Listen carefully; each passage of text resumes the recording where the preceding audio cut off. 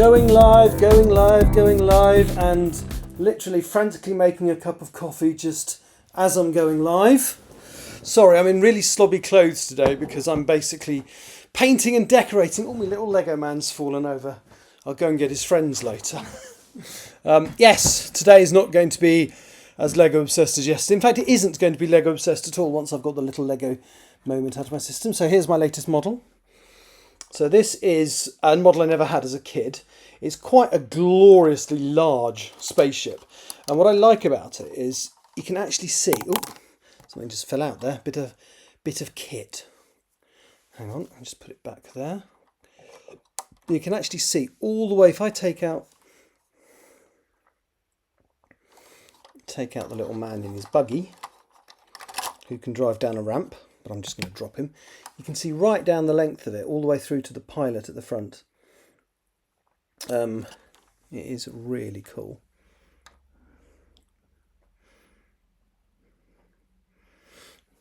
And hang on. And I can actually cast a little light on the situation because that top opens up like that. And also that opens up so you can see, and then you can actually see, look, there's a little man actually peeking out of the window. Oh, isn't that right? Yeah, there we go. There we go. Look, oh, there's a little spaceman that side peeking out. And there's one.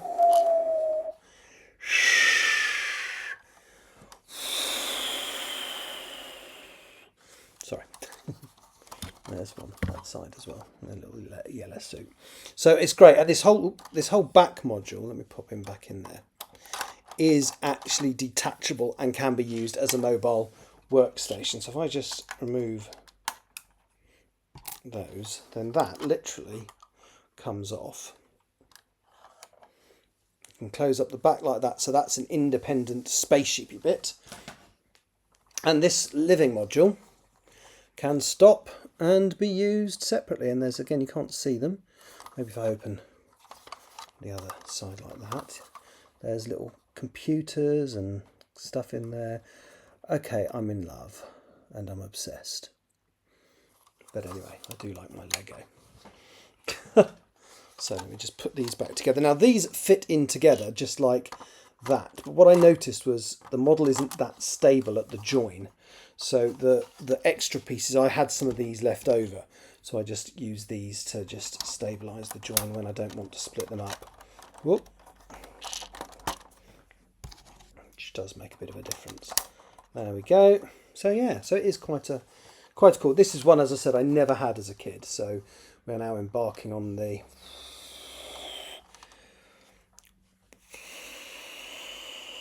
Sorry, I should calm down now. So what am I here to do today? So I'm here to, well, as you saw on the, if you saw the countdown, I'm not working on Empress of the Trees anymore. I'm working on, it's back on Still Life on the 5th draft. Now, my plan today is, normally I want to do a couple of chapters a day whilst I'm not working, but today I've had a lot on. I've been redecorating, hence the gloriously... In fact, I'm surprised this isn't covered in paint because I've been painting today. But then I was being very careful because I was using a lot of new kit. And you know, you are more careful when you're using new kit. And probably by tomorrow when I do the second coat, I was being, oh God, it's gone everywhere, including me. But yeah. Damn fine cup of coffee. What's that a quote from? Oh, let's just check that everything's working. Hang on. Let's go to Stream Manager and send a test message. Lovely, it works. So what I'm going to do today, like I said to you before, I'm going to be editing Still Life chapter. Well, a chapter, at least one chapter. I'll try and do one a day, but try and do more than one a day. Just not today because I'm doing a lot of other things like shopping for painting and decorating stuff. I now own a drill, a nice drill, one that can be used as a screwdriver as well. It's very exciting. Yeah. Right, so what I'm going to do now is I'm going to open up chapter 1 of Still Life, 5th draft. And I'm thinking I might have to rename this chapter actually. This is called The Disappearance of Molly Clark, but technically she's not Molly Clark anymore, which is one of the changes I've made. She's technically Molly, is it Smith? I can't remember what his surname is. Let me just find, I think.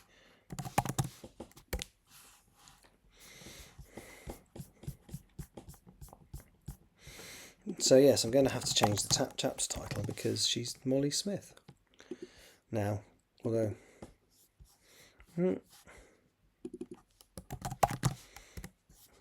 Let's go back down to... Oh no, that wasn't what I wanted. Why are you doing this? Stupid computer. It was doing some weird crap yesterday that was really annoying me. Oh, you can't see it anyway. That's just me playing with file names, but at a point where you can't see it. Right. So...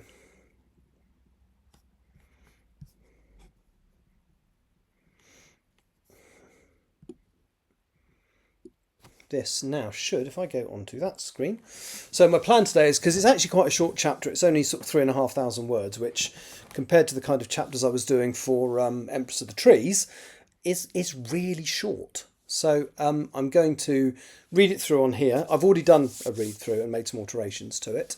And then I shall print it off, check through it, and then yeah. So... Okay, so Saturday, 24th of July, 1915. Hey Siri, what day was the 24th of July, 1915? It was Saturday, the 24th of July, 1915. See, I got my facts right. That's always good, isn't it? Okay, so, yeah, let's crackens it on. So, Saturday, 24th of July, 1915, Chapter 1, The Disappearance of Molly Clark. What if we get caught? Alfie had a nervous frown on his young face as he quietly closed the shed door behind him, making the large pair of rusty hedge trimmers that were hanging from the back of it rattle and scrape against the wood. In front of him, the sides of the tiny space... Oh, hello. You here? Yes, I'm just basically going through... I've already rewritten chapter 1. I'm just going to try and sign it off today, basically. Alfie had a nervous frown on his young face as he quietly closed the shed door behind him, making the large pair of rusty hedge trimmers that were hanging from the back of it rattle and scrape against the wood. Hello!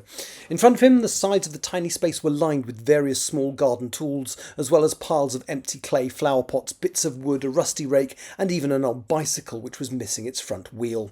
There was a wooden bench at the back that used to have some homemade cushions on it. These were now laid out in the space that Molly had cleared in the middle of the floor.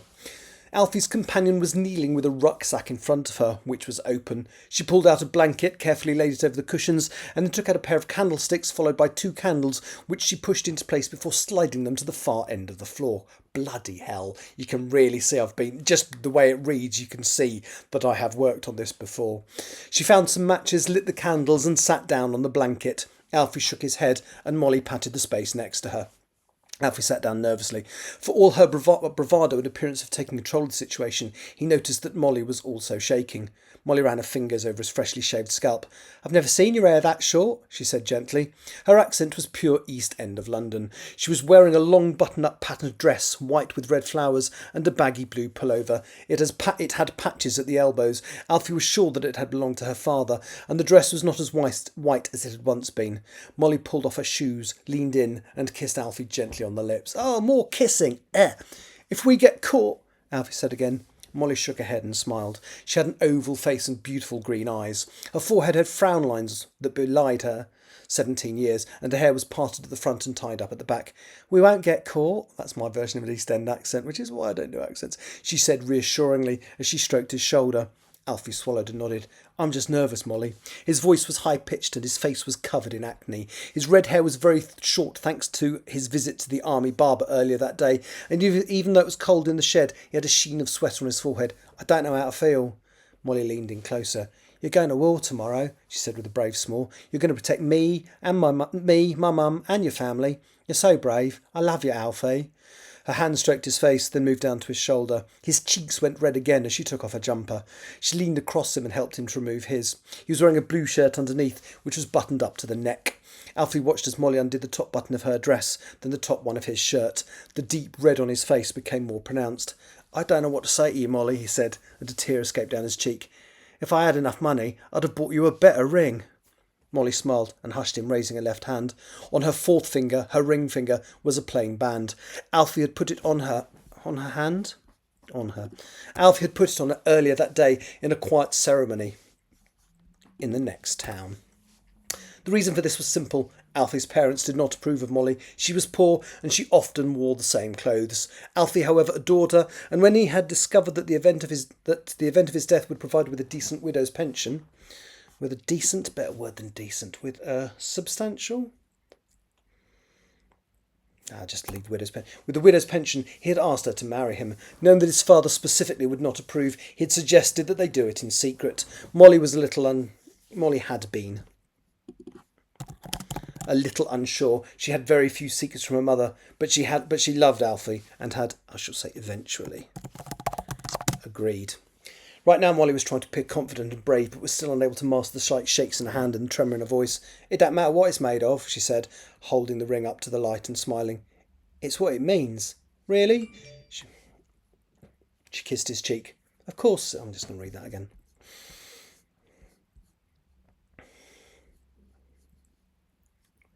It'd be agreed eventually, wouldn't it? That's why that's... Right now, Molly's trying to appear confident and brave, but was still unable to master the slight shakes in her hand and tremor in her voice. "It don't matter what it's made of," she said, holding the ring up to the light and smiling. "It's what it means." "Really?" She kissed his cheek and smiled. "Of course, silly." Her hand went back to his shirt and undid 2 more buttons. "I want you, Alfie. Right now." She kissed his lips, then leaned back and smiled. She was nervous, but masked it well with an outward bravado. "I want you to do it to me." Oh, God, you see, I don't know how to... People wouldn't have said all the euphemisms we've got now. So I think "I want you to do it to me" would probably be something that would be said in 19 whatever. Alfie started shaking again and took her hand in his. He looked around the shed and felt his heart sink. "I want you to make a woman out of me." Oh, that sounds less corny, doesn't it? Yeah, let's do that. Thank you.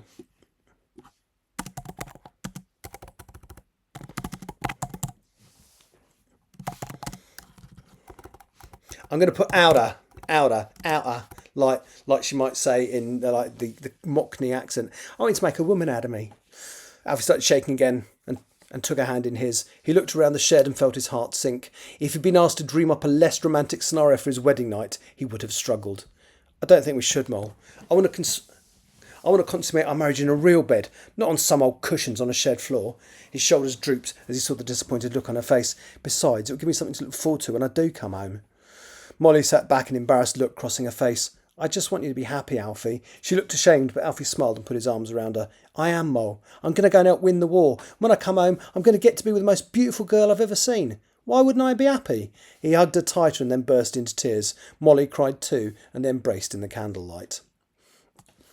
The following morning, Alfie stood in front of the mirror in the parlour of his family's small home, straightening his green uniform tie. The room was relatively small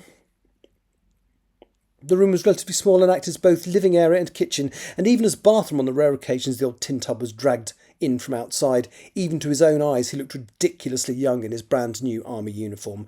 His mother was fussing around him, and his father was sitting in the armchair smoking a pipe. "That Molly!" his father exclaimed in disgust. It was a topic that he loved returning to because he knew that it upset his son. "That bloody Molly! You should ditch her today, son. Let some French girl make a man of you. They'll be grateful enough, and they'll certainly put some hairs on your weedy little chest." His mother stopped her general fussing and looked at her husband. "She's a sweet girl, Dennis," she exclaimed. Her father glared at her for a moment, so she continued what she was doing. "Maeve, I've only ever seen her in that one dress," he said. "Her family are so poor." Alfie whipped his head around. He did not dare to directly contradict his father, but he felt he had to defend. I'm going to say his wife. Not that his father knew she was now his wife. Alfie whipped his head around. He did not care to directly contradict his father, but he felt he had to defend his wife. Not that his father knew that she was now his wife. Actually, doesn't even know.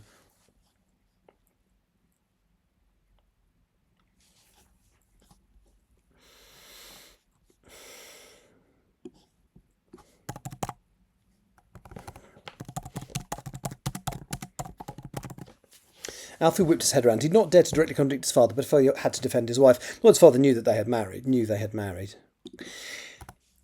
He looked up to his father, then glanced down at his ring finger. He had constant paranoia that he'd forgotten to take off his new wedding ring and had checked his hand at least a dozen times already this morning. It had not been sunny outside yesterday, so there couldn't be a light patch on his finger where the ring had been. So there couldn't already be a light patch on his finger where the ring had been, could there? Taking control of his escalating panic, Alfie put his hand to his chest. He could feel the ring under his shirt. He'd made a necklace out of a piece of string so that he would not lose it. She's my best friend, Dad. I really like her. I don't care about the wealth of her family, he stammered. Dennis coughed and some phlegm landed on his vest, which he ignored. She's not coming down the docks with us later, is she?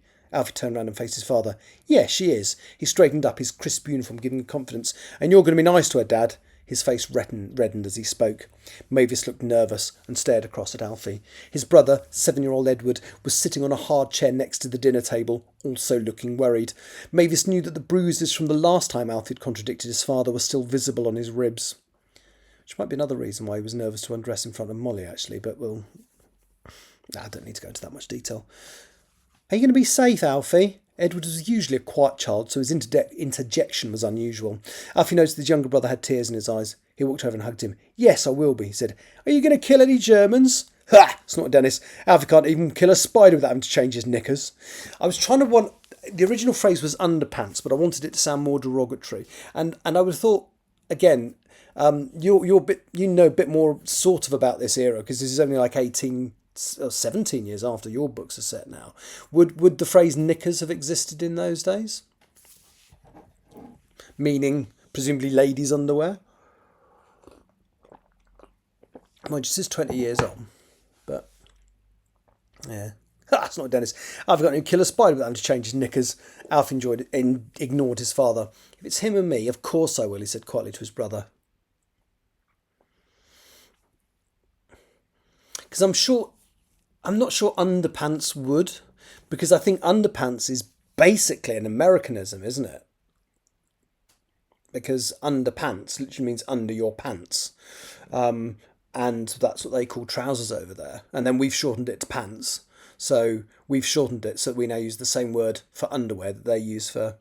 Oh, okay. Oh, fabulous. Thank you. Alf ignored his father.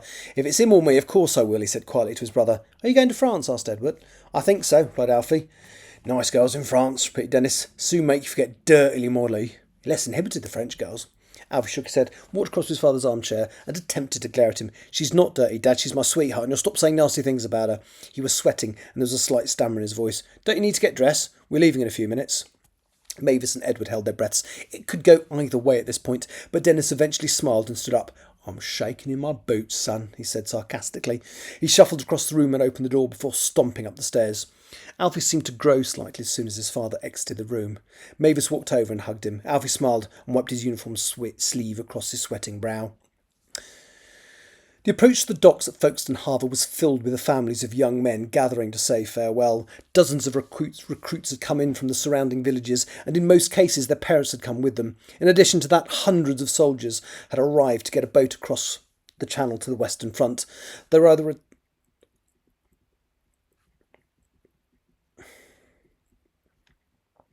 They were all...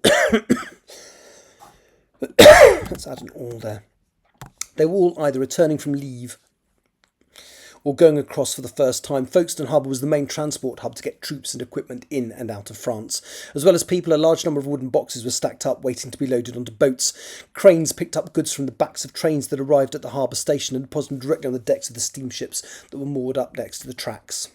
Alfred located the lads he'd met in the recruitment office, all sporting their brand new close-cropped haircuts, but he was still looking carefully around him. He had not seen Molly yet. He glanced in every direction. There were so many people here that he was worried he might miss her. Dennis looked scruffy in his overlarge second-hand suit. Mavis was wearing her best clothes, a narrow-brimmed beige taffeta hat topped with a velvet ribbon and cream lace roses and a pretty... And I think that should be with...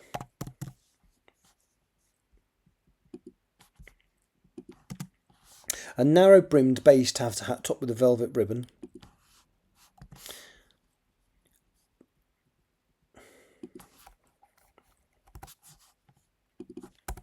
No, and let's go back. A narrow-brimmed beige taffeta hat, topped with a velvet ribbon and cream lace roses, and a pretty dark green dress. These clothes usually came out for weddings and funerals. The rain forecast by the newspaper, the rain that the newspaper had forecast would be a better way of saying that.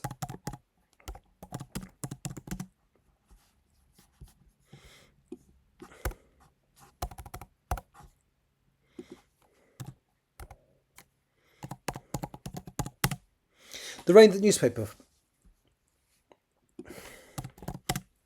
had forecasted failed to materialise, but when Dennis glanced into the sky, he thought it seemed noticeably darker than it had been earlier. Still don't see Dirty Molly. Don't call her that, snapped Alfie, squeezing his gun and wishing he'd just thrust the bayonet end into his father. Edward was sitting on a wall and he rose to his feet. You be careful, Mavis called out to him, but Edward ignored her and examined the crowds. His eyes fell on a familiar face pushing her way through the throng. Molly, he called out. She did not hear him, so he cleared his throat, waved and shouted again, Molly, we're over here. Molly's head whipped round. She saw Edward waving at her from atop the wall and changed direction. She walked up to Alfie and threw her arms around him. He reciprocated unreservedly and kissed her on the forehead. Nice dress, said Dennis. Not seen that one before. I do have more than one, Mr. Smith, she said with a small smile, self-consciously brushing down the new-looking dark blue cotton dress with her hands. Then why do you always wear the dirty red one? He asked with a sneer. Alfie gave him a warning glance, and whatever he'd been about to say died on his lips. Alfie drew her slightly away from his family, leaned over, and gave her a passionate embrace. He had not noticed that Edward was standing on the wall, behind them. I love you, Alfie, said Molly with tears in her eyes. Don't let one of them nasty Germans kill you in France. I want you home, safe and sound. She kissed him deeply.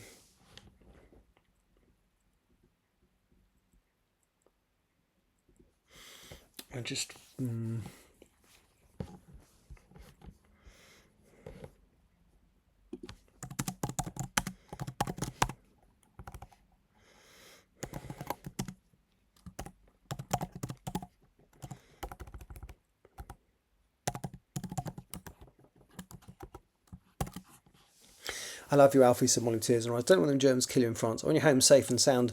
She kissed him deeply and then whispered, Husband. Alfie smiled and hugged her again. I'll be back, he said with a confidence he did not feel. According to the Sunday D, the earliest known use of the noun knickers was in the 1880s.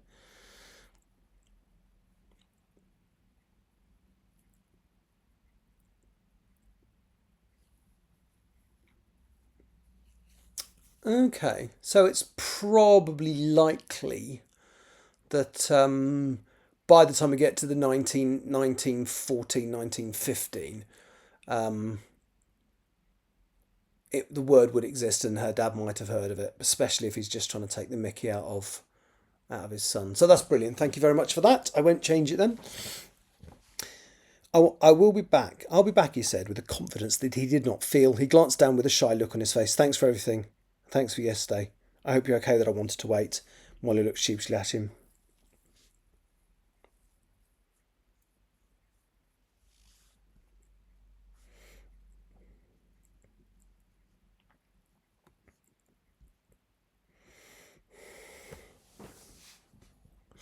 Now that probably means because she's now they're married, she probably wouldn't be making excuses for why she wanted to have sex with him. So I think that can go. Molly looked sheepishly at him. I wanted you to know how special you are. Alfie gave a shy smile. I can't wait to come back. We can get a nice hotel room and a nice bed and all that. He glanced down at her ring finger. Lucy should also hidden the evidence of their deception. Realising what he was looking for, she pointed discreetly to her chest and tried to smile as tears splashed down her cheeks.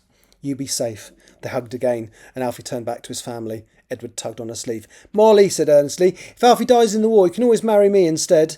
Alfie looked shocked for a moment, then realised that he often talked about marrying Molly, and that Edward couldn't possibly know. Molly grinned, reaching up and giving him a small hug. Thanks, Edward. You're sweet.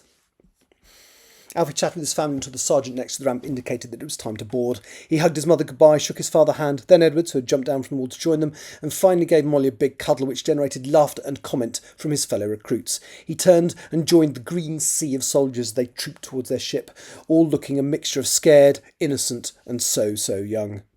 I miss you, Alfie, Molly said to herself as she watched him climb awkwardly onto the gangway. Get used to it, Dennis snarled once he knew that Alfie was definitely out of earshot. I'm not having dirty Molly in my family. You'll be marrying my son over my dead body. And none of this has changed, so this actually works better. Now we know that they are married.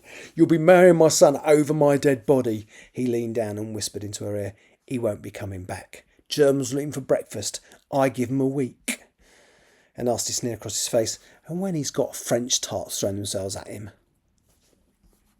he'll soon forget you. Molly burst into tears and started to push through the crowd. Edward tried to go after her. He grabbed her hand, but she shook her head, tore it away, and pushed through the mass of people until she found a less crowded street.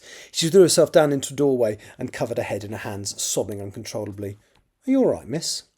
Molly looked up. A man with a walking cane was standing over her, looking concerned. He was wearing a brown tweed suit, a white shirt with a well-starched collar, and a black bowler hat. The cane was also black with a silver top in the shape of a tiger. He had dark hair and a slight paunch, as though he was used to the finer things in life. Molly shook her head. Just seen my sweetheart off. We got married yesterday, but family... Now, would she tell a complete stranger that they got married?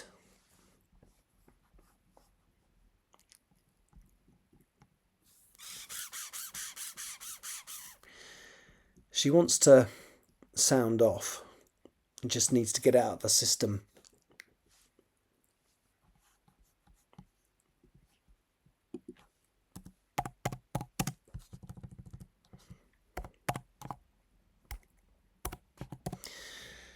Let's read it and see how it's... Molly shook her head. Just see my sweetheart.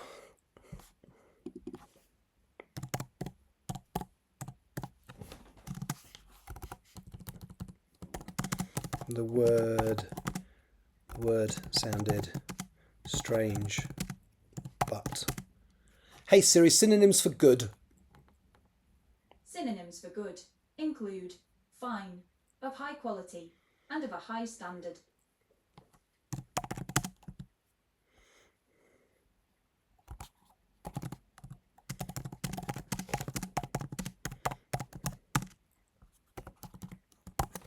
Molly shook her head. Just seen my husband off. The word sounded strange but good when she said it out loud. Strange but right. Oh, she doesn't know he's completely gay, does she? That'll come out later, as will he. Molly shook her head. I just seen my husband off. The word sounded strange but right when she said it out loud. We got married yesterday, but our families don't know, and his dad just told me I wasn't good enough for him. She sniffed. Called me Dirty Molly. She cried again. They used to call me that at school. The man shook his head sympathetically. People are so cruel. Molly shook her head. That's all I will ever be to some people. Dirty Molly. The stranger smiled and took a step back. You don't look dirty to me. You look like a pretty girl who's having a bad day. He held his hand out. Let me make your day better. My name is Maximilian Sosi. I'm an artist, and I would like to paint you very much. This took Molly by surprise. Why would you want to paint me? Because you see yourself as Dirty Molly... Because you see yourself as Dirty Molly, whereas I see... I'm going to lose the whereas, actually. Because you see yourself as Dirty Molly. What I see, and if I italicise and see... Because you see yourself as Dirty Molly. What I see is a beautiful girl who needs to be more confident. I want to help you see yourself the way I see you. Molly looked unsure. That's a bit odd, mister, she said as she sniffed. It's entirely up to you, said Maximilian. He held out his hand. Reluctantly she took it, and he helped her up. There's no obligation, Molly. You don't have to do anything that you do not want to. You do not have to do anything that you do not want to do, that you don't. That's two. That's just... You do not have anything that you don't want to do. She looked at him and dried her eyes. Thanks. She thought Alfie would say if she knew... She thought of what Alfie would say if he knew that she was even considering going to the home of a stranger, even a rich one. The thought of what Alfie would say if he knew made her seriously think about saying thank you, but no thank you. Then she remembered Dennis's sneering face and grimaced. Thanks, she repeated. That'd be nice. God, I sound like bloody... When I do that, I sound like, I don't know, Lucas or Walliams doing one of their silly comic gay characters. Well, comics probably pushing it a bit far. Maximilian smiled and turned to walk towards the end of the street. There was a large car parked there. It was so wide that it was almost blocking the thoroughfare. Molly had seen a handful of cars in her time, but it surprised her when Maximilian walked over to it and stood by the rear door. She stared at the green vehicle, her mouth open wide, forgetting the fact that she was about to become an artist model for a few moments and peering anxiously at the expensive object in front of her. The cream-coloured roof could be folded down, but was currently erect, probably thanks to the likelihood of rain. I'm going to lose the probably, because that's precisely why. Thanks to the likelihood of rain. The running board between the front and rear tyres had a spare wheel sticking out of it, which looked as though it would make opening the driver's door a little difficult. The grille at the front was made from polished brass, as were the housings for the lamps on the sides, the horn, and the hinge that enabled the windscreen to be folded down. Maximilian opened the rear door and gestured for her to get in, showing her how the door mechanism worked so that she did not feel trapped. He then walked around to the other side of the car, climbed in, and slid across the red leather until he was sitting behind the steering wheel. "I'm worried I'm going to be sick," confessed Molly as she started the engine. Maximilian turned and smiled. "I will not be driving especially fast. If you feel unwell, let me know and I can stop." He frowned. "Maybe stay close to the side just in case?" The car pulled slowly away. A small, curious pair of eyes watched it drive to the end of the road. Then Edward shrugged and made his way back towards his parents. Not towards, I like the S there. 2 days later, Mavis Smith woke up to a rather loud banging noise on her front door. Dennis grunted. "Well, go and see who it is, woman," he said angrily without even opening his eyes. Mavis pulled on a dress and walked down the stairs with a yawn. It was Tuesday morning. Alfie had only left 2 days ago. It couldn't be the dreaded telegram already, could it? She walked across the living room and opened the front door. Outside there was a scruffy-looking woman, roughly her own age. Some of her teeth were missing and all of her clothes were darned and patched. She had been crying. "I'm so sorry to trouble you, Mrs. Smith," said the lady. "I'm Rose Clark, Molly's mother. Have you seen her?" Molly shook her head. "She came down to the docks with us on Sunday to see Alfie off, but we haven't seen her since." Rose seemed to crumple. Nobody has seen her since Sunday. She's missing." Rose burst into tears. "She was supposed to be cleaning at the hotel this morning. I got knocked up at 6:30 by Mr. Downs, the hotel night manager, on his way home. Said she never showed up for work. I'm frantic, Mrs. Smith. I've no idea what she is, where she is, or what to do." Rose sniffed and pulled out a dirty handkerchief in an attempt to wipe her nose and dry her face. "You'd better come in," said Mavis. "I'll make you a nice cup of tea. Then perhaps we need to go and talk to the police." Rose followed Mavis into the house and closed the door behind her. My goodness, that needed so little work. But then this has been edited a lot, whereas I'm so used to the still life, Empress of the Trees stuff, which was literally first draft falling. When I've done this process, it was still it still is the first draft, but it was literally the first time I looked at it after it fell out of my head. Right, so let me print that, and then we will do a screen edit, see if we can get chapter 1 signed off today. That's a good start, isn't it? Only 32 more to go.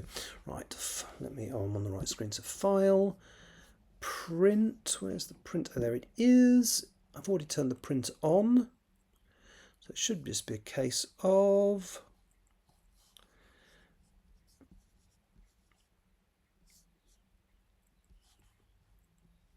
double-sided. Right, there we go. So I'm going to nip upstairs and grab that.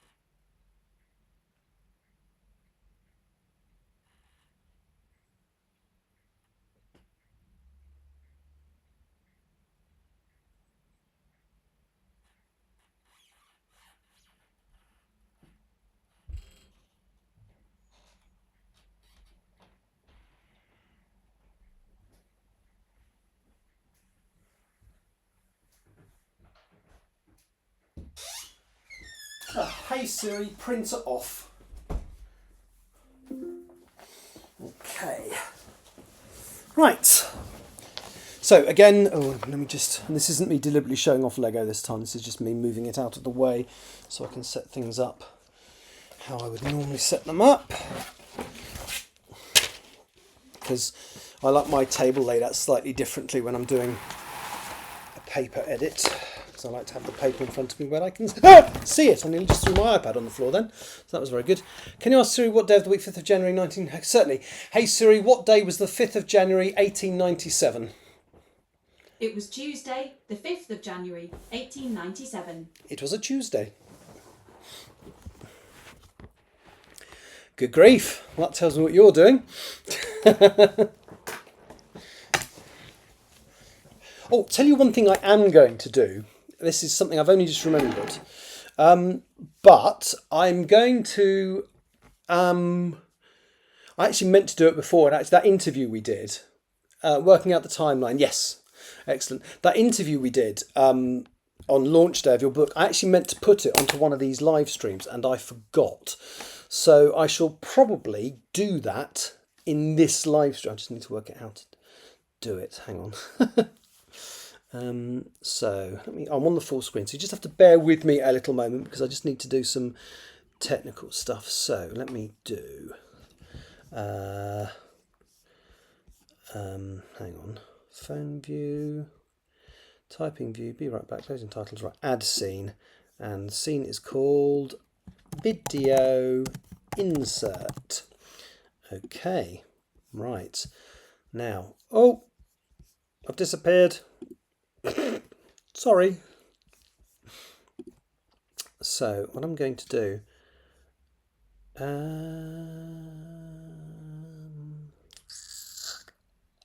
oh, I don't think I've got the video anymore. Right, I need to quickly download it off YouTube then. Excuse me. This is something I should have planned before, but I forgot. Never mind, I shall have the video downloading whilst I do the next bit. So, YouTube. Outraged. Yeah, well, I meant to be honest, I've been, every time I've come online, I've meant to do it and it's not even crossed my head. And today it has. So let me go to my studio.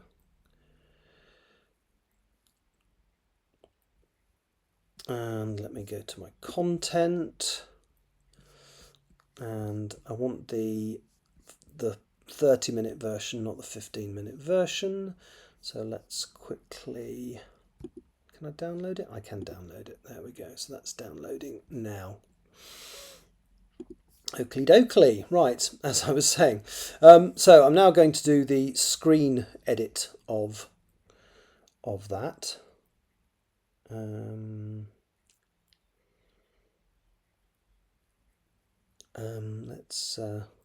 Let's just see how that video's. Oh, it's going to take a couple of minutes to download. That's fair enough. Right. Yeah, let's open that back up and go to that view. Right, so I'm going to do it from paper this time. Let me get one of my bookmarks. Oh, I went into my local bookshop and ordered a load of books today, mainly by authors that we met. I really like the sound of the one, I can't remember what it's called, Dead Mile, the one set in the traffic jam. I was explaining that to the bookseller and they said that sounded quite good as well. Right then. Saturday, the 24th of July, 1915. Now, the chapter was originally called The Disappearance of Molly Clark, which is her maiden name. So I've had to change the chapter. Oh, hang on. Hello, it's Friday. Okay, that worked then. Hang on. Let me just schedule that video for a second. I don't want to do that now. Hang on, let me just go back to that screen for a moment. This is called planning for you. So, video insert. You'll still be able to hear me. So I just need to add video, media source, TGC interview. I could show you this, couldn't I? Probably better than just showing you nothing. Oh. Yeah, hang on. And then local file, browse, documents, downloads. Which is it, do you reckon? Oh. Open. Brown, okay. Hello, it's Friday the 28th of February 2025 and today is the... Sorry, just faffing now. Let me just go for... Let's have that. Copy that and paste that onto... Hello, it's Friday the 28th of February 2025 and today is the release... ignore me for a moment. Typing view, no. What do I want to do? I want that, don't I? Video insert. Add that there, and let's also do the where we go. Typing view, no. Full screen. Let's have chat box overlay. Where's that?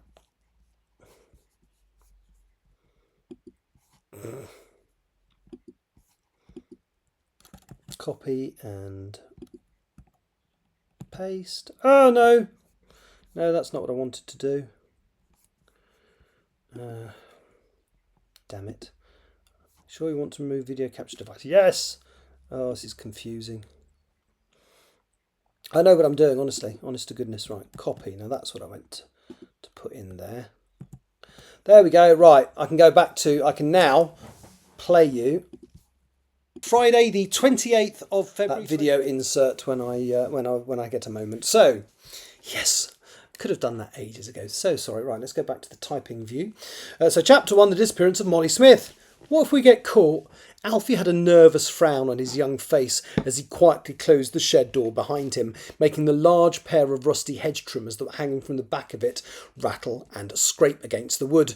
In front of him, the sides of the tiny space were lined with various small garden tools, as well as piles of empty clay flower pots. Oh, God. Wrong view. That's better. Bits of wood, a rusty rake, and even an old bicycle, which was missing its front wheel. There was a wooden bench at the back that used to have some homemade cushions on it. These were now laid out in the space that Molly had cleared in the middle of the floor. Alfie's companion was kneeling with a rucksack in front of her, which was open. She pulled out a blanket, carefully laid it over the cushions, and then took out a pair of candlesticks, followed by 2 candles, which she pushed into place before sliding them to the far end of the floor. She found some matches, lit the candles, and sat down on the blanket. Alfie shook his head, and Molly patted the space next to her. Alfie sat down nervously. For all her bravado and appearance of taking control of the situation, he noticed that Molly was also shaking. Molly ran her fingers over his freshly shaved scalp. "I've never seen your hair that short," she said gently. Her accent was pure East End of London. I don't know if I like the "was pure East End of London."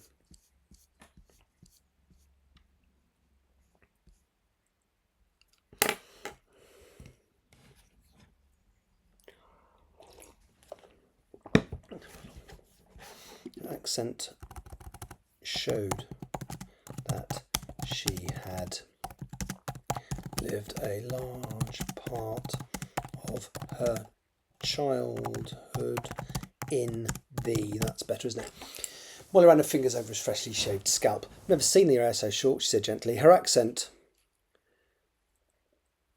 showed that she had lived a large part of her childhood in the East End of London. Her accent was evidence. Was evidence. Accent was... All right. Molly ran her fingers over his freshly shaved scalp. "I've never seen your hair that short," she said gently. Her accent was evidence that she had lived a large part of her childhood in the... Molly ran her fingers over his freshly shaved scalp. "I've never seen your hair that short," she said gently. Her accent was evidence that she'd lived a large part of her childhood in the East End of London. She was wearing... That's better, isn't it? She was wearing a long button-up patterned dress with white with red flowers and a baggy blue pullover. It had patches at the elbows. Alfie was sure that it belonged to her father, and the dress was not as white as it had once been.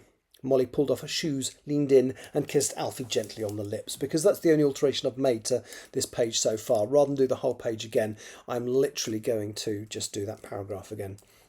Molly ran her fingers over his freshly shaved scalp. "I've never seen your hair that short," she said gently. Her accent was evidence that she lived a large part of her childhood in the East End of London. She was wearing a long button-up pattern dress, white with red flowers, and a baggy blue pullover. It had patches at the elbows. Alfie was sure that it had belonged to her father, and the dress was not as white as it had once been. Molly pulled off her shoes, leaned in, and kissed Alfie gently on the lips. "If we get caught," Alfie said again.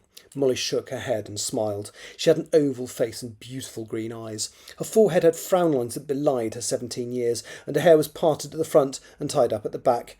"We won't get caught," she said reassuringly as she stroked his shoulder. Alfie swallowed and nodded. "I'm just nervous, Molly." His voice was high-pitched and his face was covered in acne. His red hair was very short thanks to his visit to the army barber earlier that day, and even though it was cold in the shed, he had a sheen of sweat on his forehead. "I don't know how to feel." I know that's him, isn't it? "I don't know how to feel." Molly leaned in closer. "You're going to war tomorrow," she said with a sad smile. "You're going to be protecting me and Mum and your family. You're so brave. I love you, Alfie."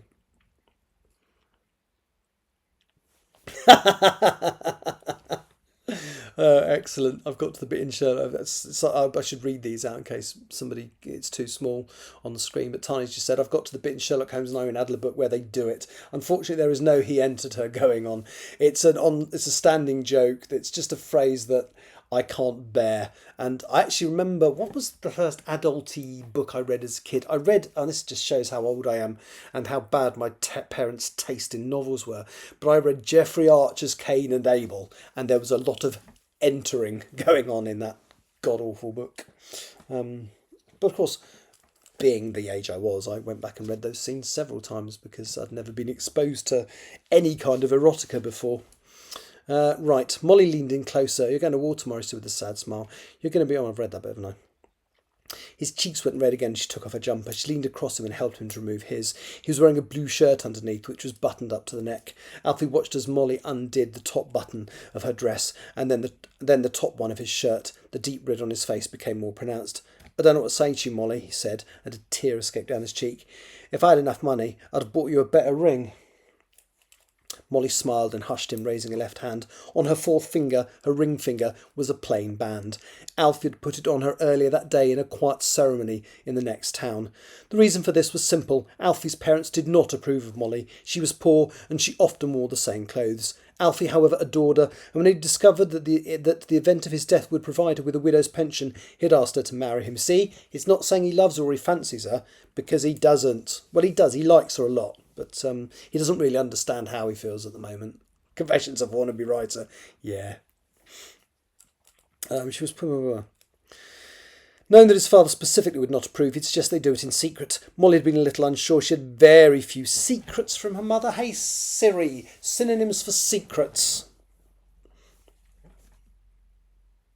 Hey Siri, synonyms for secrets. Synonyms for secrets include confidential, strictly confidential, and uncommunicated.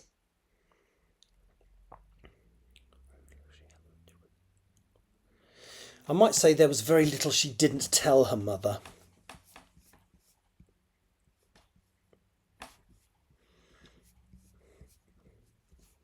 Molly had been little. There was very little she didn't tell. There we go.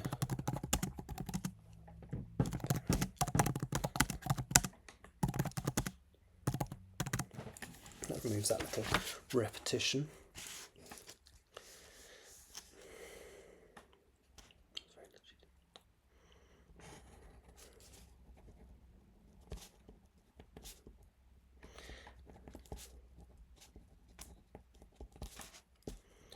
You know what's lovely about doing this is, as I say, the previous stuff I've edited was from Empress of the Trees, which was literally me editing the first draft.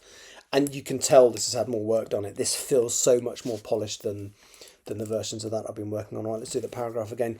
Molly smiled and hushed him, raising her left hand. On her fourth finger, her ring finger, was a plain band. Alfie had put it on her earlier that day in a quiet ceremony in the next town. The reason for this was simple. Alfie's parents did not approve of Molly. She was poor. She often wore the same clothes. Alfie, however, adored her, and when he discovered that the event of his death would provide her with a widow's pension, he had asked her to marry him. Knowing that his father specifically would not approve, he'd suggested that they do it in secret.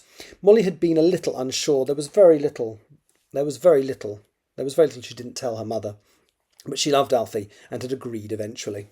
Right now Molly was trying to appear confident and brave, but was still unable to mask the slight shakes in her hand and tremor in her voice. "It don't matter what it's made of," she said, holding the ring up to the light and smiling. "It's what it means." "Really?" She kissed his cheek and smiled. "Of course, silly." Her hands went back to his seat and undid back to his shirt and undid 2 more buttons. "I want you, Alfie, right now." She kissed his lips, then leaned back and smiled. She was nervous, but masked it well with outward bravado. I've said that differently. "I want you to make a woman out of me." Alfie started shaking again and took her hand in his. He looked around the shed and felt his heart sink. If he'd been asked to dream up a less romantic scenario for his wedding night, he would have struggled. It still flows okay. It doesn't feel like because I haven't made that many changes. You look at the original text of this that I started with this morning, and that last page, page 2, is the one I've done the most changes to. But it's not that different. "I don't think we should, Mole. I want to consummate our marriage in a real bed." Do you think you'd know what consummate means?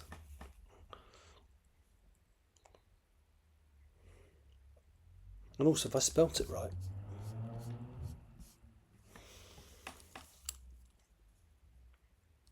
I don't think we should marry. I don't think we should, Mole. I want to... Hey Siri, synonyms for consummate. Synonyms for consummate include complete, conclude, and finish. It will finish her marriage when he does. No.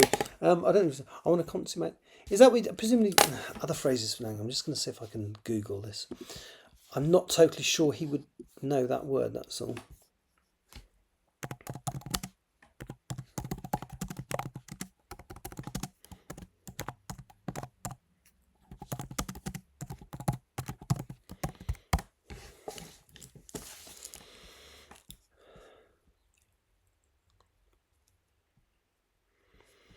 Synonyms for consummate. Let's have a look.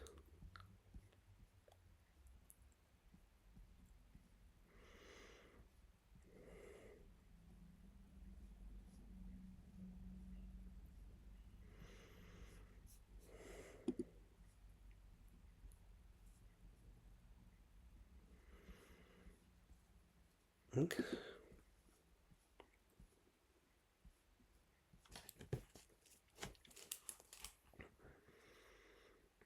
Celebrate? Hey Siri, synonyms for celebrate. Synonyms for celebrate include commemorate, observe, and drink too. Yeah. No.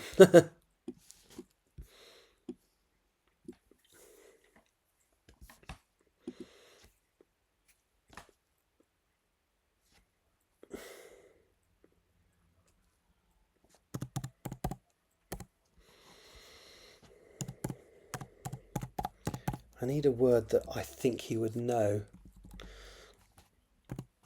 I don't know. That feels a bit... And he doesn't love her. And he's very careful never to say he does.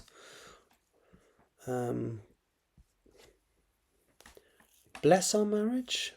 No.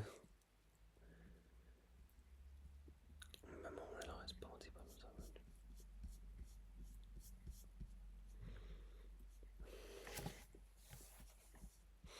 Actually, you could say cement. I might go halves with you. You could say cement our marriage, couldn't you? That would sort of have the same meaning, wouldn't it? Gonna go halves with you.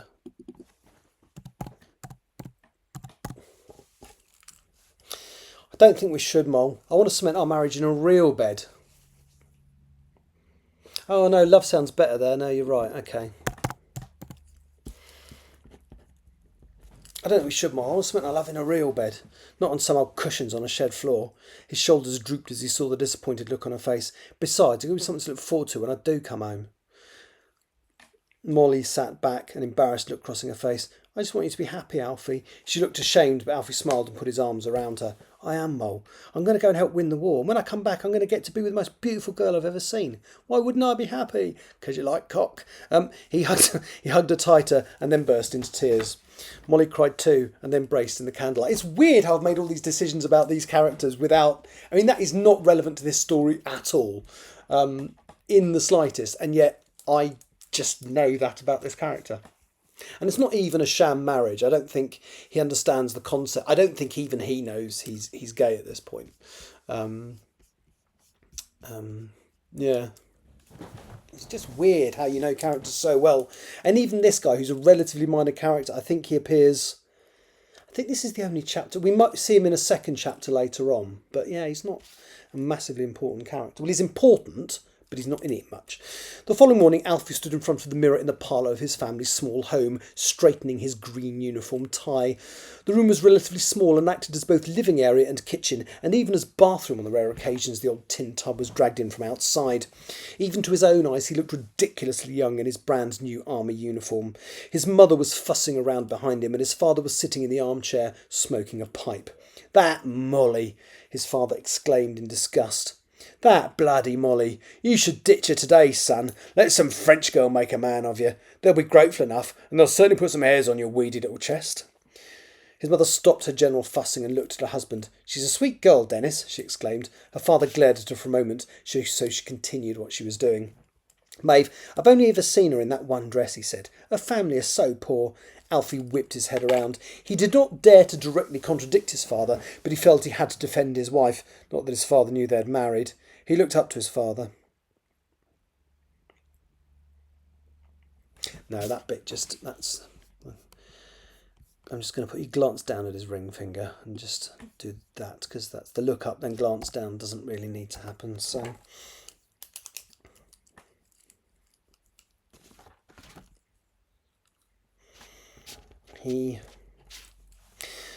Alfie whipped his head around. He did not dare to directly contradict his father, but felt he had to defend his wife, not that his father knew they were married. He glanced down at his ring finger. He had constant paranoia that he had forgotten to take off his new wedding ring, and had checked his hand at least a dozen times already this morning. It had not been sunny outside yesterday, so there couldn't already be a light patch on his finger where the ring had been, could there? Taking control of his escalating panic, I might make that a separate paragraph.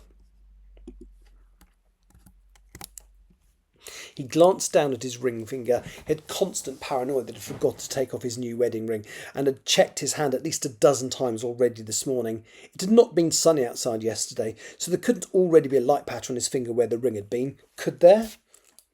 Yeah, and then a new paragraph there, that's better. Taking control of his escalating panic, Alfie put his hand to his chest. He could feel the ring under his shirt. He had made a necklace out of a piece of string so that he would not lose it.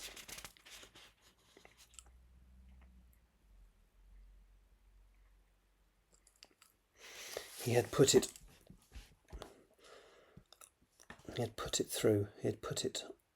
on.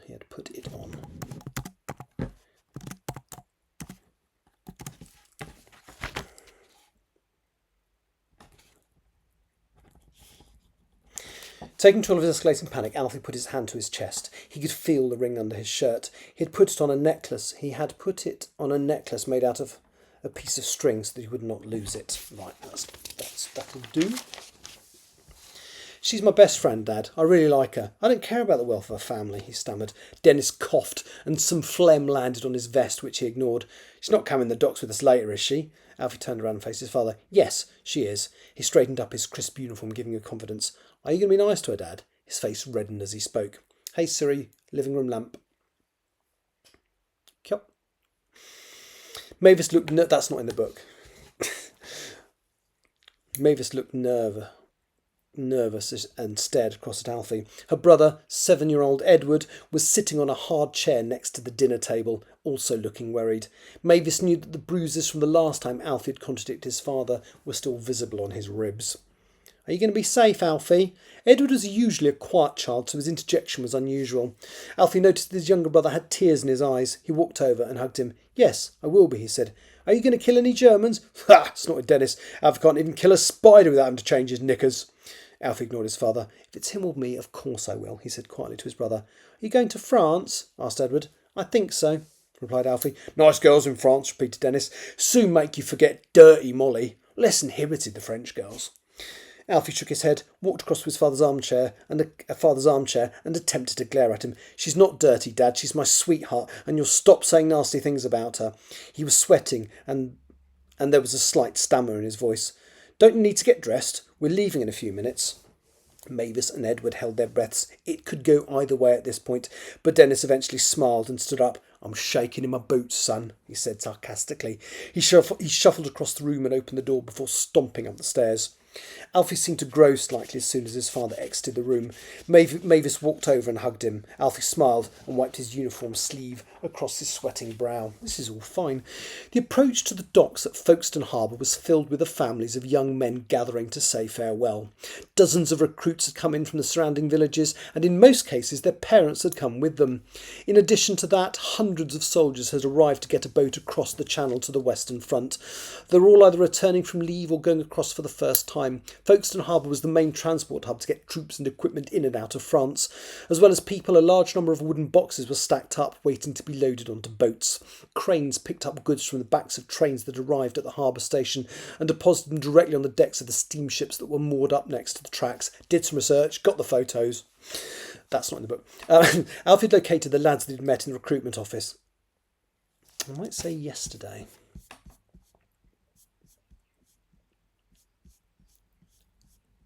No. Alfie had located the lads he'd met in the recruitment office, all sporting their brand new close-cropped haircuts, but he was still looking carefully around him. He'd not seen Molly yet. He glanced in every direction. There were so many people here that he was worried he might miss her. Dennis looked scruffy in his overlarge second-hand suit. Mavis was wearing her best clothes, a narrow-brimmed taffeta hat topped with a velvet ribbon and cream lace roses, and a pretty dark green dress. These clothes usually only came out for weddings and funerals. The rain that the newspaper had forecast had failed to materialise, but when Dennis glanced into the sky, he thought it seemed noticeably darker than it had been earlier. Still don't see dirty Molly. Don't call her that, snapped Alfie, squeezing his gun and wishing he'd just thrust the bayonet end into his father. Yes. Oh, parents, eh? Edward was sitting on a wall and he rose to his feet. You be careful, Mavis called out to him, but Edward ignored her and examined the crowds. His eyes fell on a familiar face pushing her way through the throng. Molly, he called out. She did not hear him, so he cleared his throat, waved and shouted again. Molly, we're over here. Molly's head whipped around. She saw Edward waving at her from atop the wall and changed direction. She walked up to Alfie and threw her arms around him. He reciprocated unreservedly and kissed her on the forehead. Nice dress, said Dennis. Not seen you in that one before. I do have more than one, Mr. Smith, she said with a small smile, self-consciously brushing down the new-looking dark blue cotton dress with her hands. Then why do you always wear the dirty red one? He asked with a sneer. Alfie gave him a warning glance, and what had been about to say died on his lips. Alfie drew her slightly away from his family, leaned over and gave her a passionate embrace. He had not noticed that Edward was standing on the wall behind them, staring. I love you, Alfie, said Molly with tears in her eyes. Don't let one of them nasty Germans kill you in France. I want you to come home safe and sound. She kissed him deeply, then whispered, Husband? Alfie smiled and hugged her again. Now, does that mean, because I hadn't considered this, does that mean Edward heard that? Yes, I think he did. I think I've decided he did. And that's something I can address later on. I'll be back, he said, with a confidence that he did not feel. He glanced down with a shy look on his face. Thanks for everything. Thanks for yesterday. I hope you're okay that I wanted to wait. Molly looked sheepishly at him. I wanted you to know how special you are. Alfie gave a shy smile. I can't wait to come back. We can get a nice hell room and a nice bed and all that. I think yes. Again, I've kind of not read it word for word, but that extra and is quite good there. And all that. Yeah, perfect.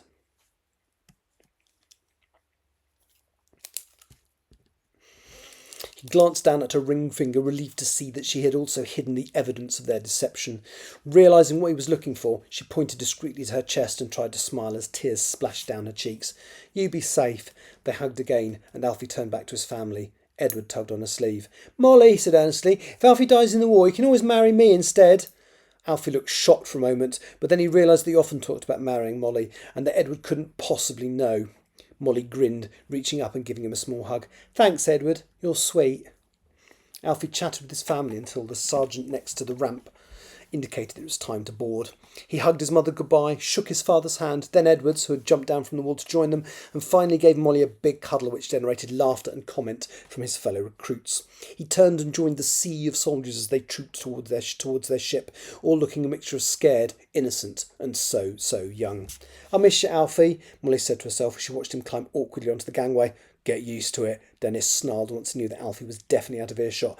"I'm not having dirty Molly in my family. You'll be marrying my son over my dead body." He leaned down and whispered into her ear, "He won't be coming back. Germans are eating for breakfast. I'd give him a week." A nasty sneer crossed his face. "And when he's got French tarts thrown themselves at him, he'll soon forget you." Molly burst into tears and started to push through the crowd. Edward tried to go after her. He grabbed her hand, but she shook her head, tore it away, and pushed through the mass of people until she found a less crowded street. She threw herself down into a doorway and covered her head in her hands, sobbing uncontrollably. "Are you all right, miss?" Molly looked up. A man with a walking cane was standing over her, looking concerned. He was wearing a brown tweed suit, a white shirt and a well-starched collar with a white shirt with a well-starched collar and a black bowler hat. The cane was also black with a silver top in the shape of a tiger. He had dark hair and a slight paunch, as though he was used to the finer things in life. Molly shook her head. "Just seeing my husband off." The words sounded strange but right when she said it out loud. "We got married yesterday, but our families don't know, and his dad just told me I wasn't good enough for him." She sniffed. "Call me dirty, Molly," she cried again. "They used to call me that at school." The man shook his head sympathetically. "People are so cruel." Molly shook her head. That's all I will ever be to some people. Dirty Molly." The stranger smiled and took a step back. "You don't look dirty to me. You look like a pretty girl who's having a bad day." He held his hand out. "Let me make your day better. My name is Maximilian Sosi. I am an artist and would like to paint you very much." This took Molly by surprise. "Why would you want to paint me?" "Because you see yourself as dirty Molly. What I see is a beautiful girl who needs to be more confident. I want to help you." That needs italicising, I think.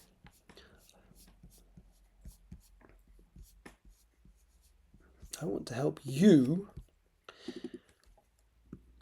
see yourself the way I see you." That's perfect, yeah. Molly looked unsure. "That's a bit odd, mister," she said as she sniffed. "It's entirely up to you," said Maximilian. He held out his hand. Reluctantly she took it and he helped her up. "There is no obligation, Molly. You don't have to do anything you don't want to do." That's interesting because that's echoing. Is that echoing what she said earlier? No. I'm thinking of something somebody said in a different book that I was writing yesterday.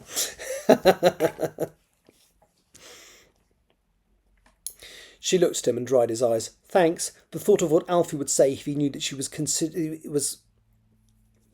There's too many evens there. Who's the even?" She looked at him and dried her eyes. "Thanks. The thought of what Alfie would say if he knew that she was considering going to the home of a stranger, even a rich one, made her seriously think about saying thank you, but no thank you. Then she remembered Dennis's sneering face and grimaced. "Thanks," she repeated. "That'd be nice." God, I'm doing it again. I'm doing my camp thing. Never mind. Maximilian smiled and turned to walk towards the end of the street. There was a large car parked there. It was so wide that it almost blocked the thoroughfare. Molly had seen a handful of cars in her time, but it surprised her when Maximilian walked over to it and stood by the rear door. She stared at the green vehicle, her mouth open wide, forgetting the fact that she was about to become an artist model for a few moments, and peering anxiously at the expensive object in front of her. The cream-coloured roof could be folded down, but was currently erect thanks to the likelihood of rain. The running board between the front and rear tyres had a spare wheel sticking out of it, which looked as though it made opening the driver's door a little difficult. The grille at the front was made from polished brass, as were the housings for the lamps on the sides, the horn, and the hinge that enabled the windscreen to be folded down. Maximilian opened the rear door. This is just to point out how different cars were then. Maximilian opened the rear door and gestured for her to get in, showing her how the door mechanism worked.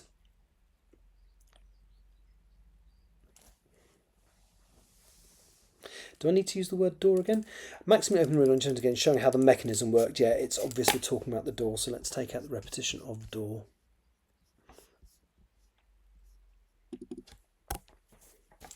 mechanism worked so that she did not feel trapped. He then walked around to the other side of the car, climbed in and slid across the red leather until he was behind the steering wheel.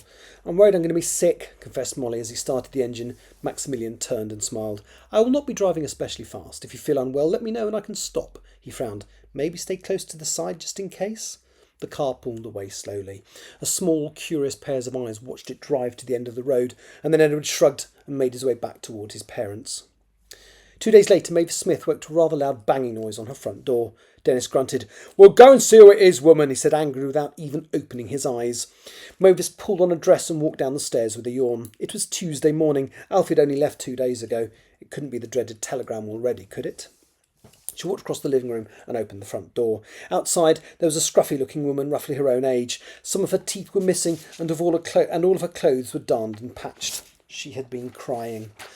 "I'm so sorry to trouble you, Mrs. Smith," said the lady. "I'm Rose Clark, Molly's mother. Have you seen her?" Mavis shook her head. "She came down to the docks with us on Saturday to see Alfie off, but we haven't seen her since." Rose seemed to crumple. "Nobody has. Nobody's seen her since Saturday. She's missing." "She's gone missing."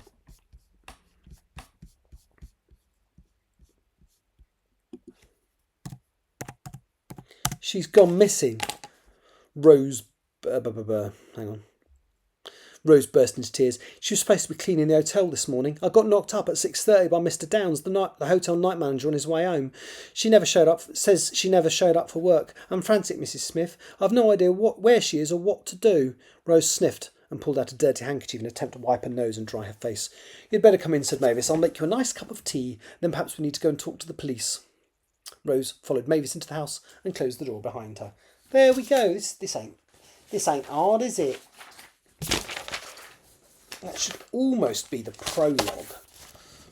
And if I hadn't revisited that time and date later in the story, I probably would have made it just a prologue. But I think because we revisit the delightful Dennis Smith and his poor wife, I don't think I do. Right, there we go.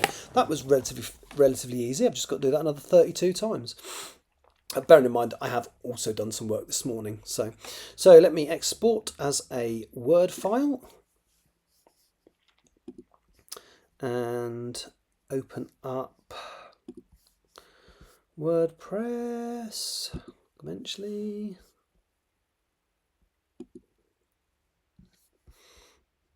Minimize that. Wait for that to open.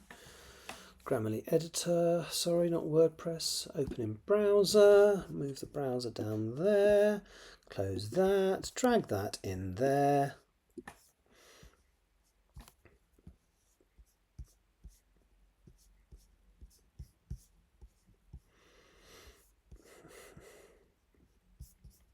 Okay.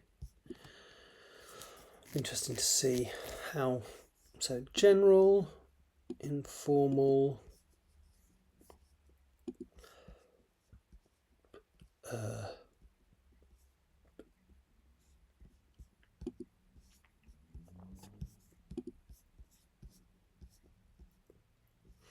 really wish the English was still an option. Right, how many errors has it come up with? Probably a lot less than normal because I haven't changed much.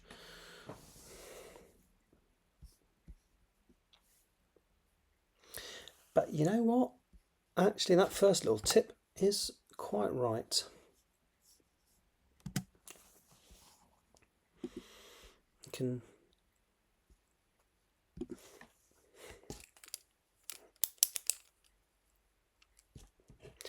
making a large pair of rusty trade trimmers hanging from the back of it. Yeah, it doesn't need that were. In front of him, the sides of the tiny space were lined with very small garden tools. Yeah, the as well as can go as well, actually.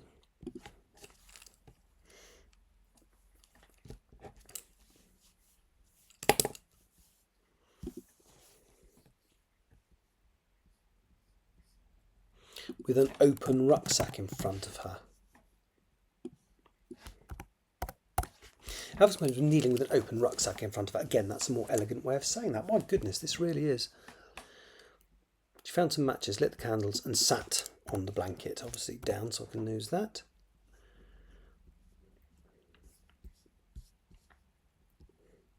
Her accent was evidence that she'd lived much of her childhood. That's better.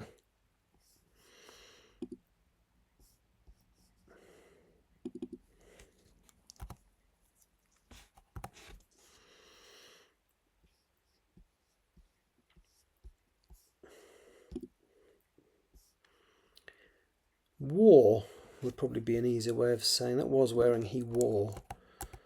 You see, it asked me to pay for what it does. This piece of software now is it suggests things that you might want to change, but so underlining them in yellow, but you have to pay for the actual suggestion. But I can tell what it's going. It's so obvious what it's going to suggest, and when you think you're right and you change it and the yellow line disappears, you know you've basically used its recommendation without actually having to pay for it.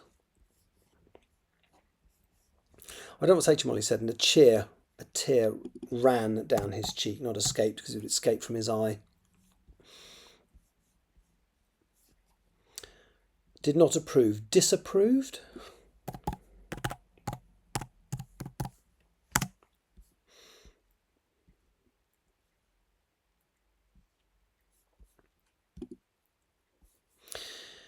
No, it would not approve. Now, I'm not going to change that. That removes the repetition. So let's just dismiss that. She kissed his cheek. Remove comma. Hand went to his shirt. Remove comma. She was nervous. Remove comma. Remove comma. You can tell which bits I've just written because it's telling me to remove all the bloody commas from it.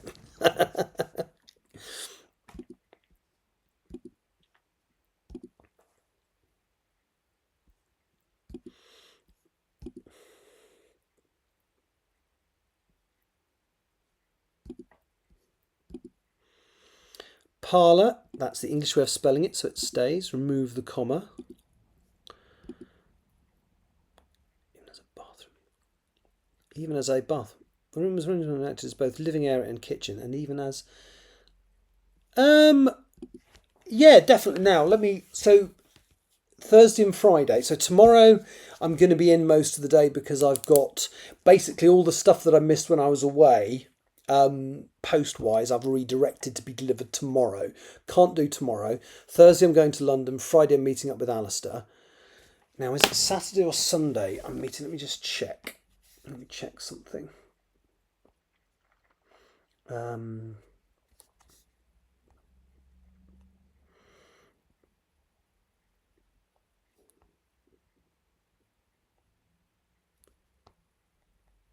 Oh, hang on, no, that latest one was done by email.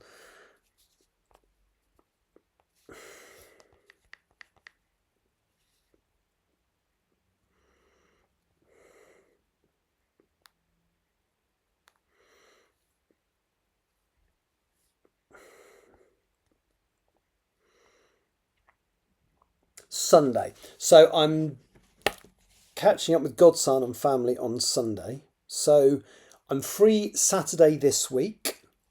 And then next week I have a lot less planned. So Monday, obviously, we're doing our video thing, video interview. Wednesday or Thursday, or somewhere in the middle of the week, I'm going up, sort of not quite as far as Manchester to meet a friend. But I haven't got a specific date for that yet. But yeah, we could definitely do Saturday. We could definitely do probably Friday or Saturday next week. And possibly before that, I just need to firm up when it is I'm going up to my friends. So I'm off to Newark on Friday the 21st. Okay. Well, what about Saturday this week?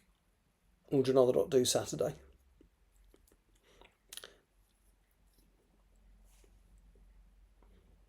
Oh, of course you are. Yes, I did actually notice that. Yeah, that it was whilst I was off.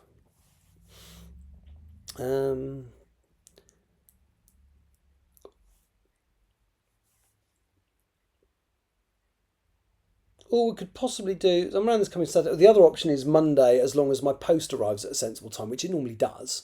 So Saturday or Monday, whichever you prefer. Saturday I have no commitments. Monday I'm hoping that normally post arrives by lunchtime, so yeah.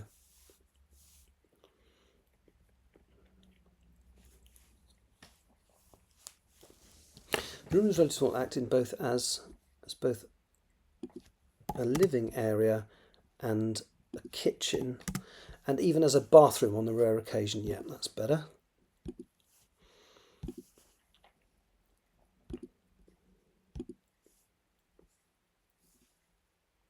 Yeah, fine with that.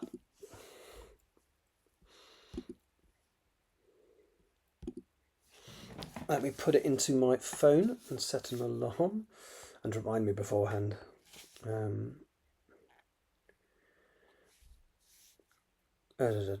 So Saturday 15th, normal place at what, 10?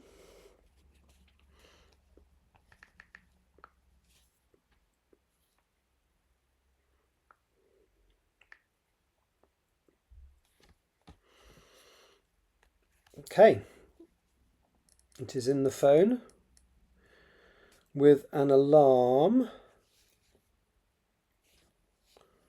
to remind me.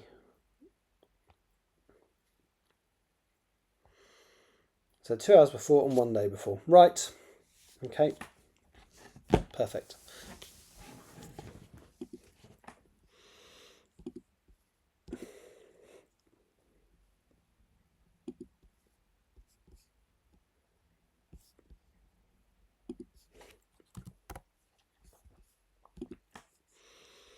It doesn't. No, that's a deliberate grammatical choice. Grammarly, thank you.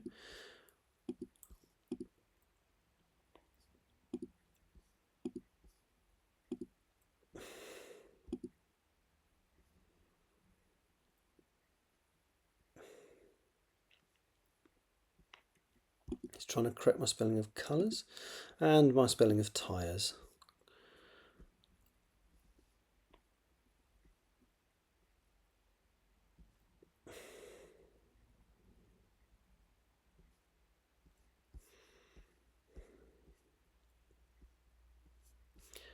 There we go. So that's chapter 1 of draft 5.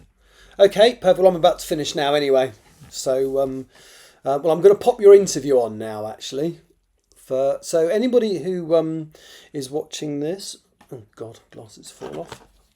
How many are there? Oh, it's probably not many, but I'll do it anyway because then it will be on the YouTube version of this as well. So anybody who has heard me talk about my friends. Oh, actually, I might record the podcast first. Let me just do things in a certain order. Let's update this file. Let's get everything done in the right order. Right. Bye. Take care. See you Saturday, and I'm sure I'll talk to you before.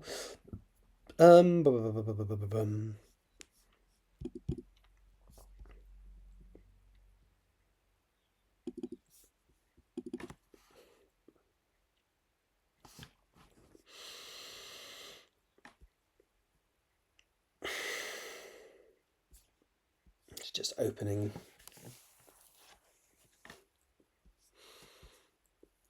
Okay.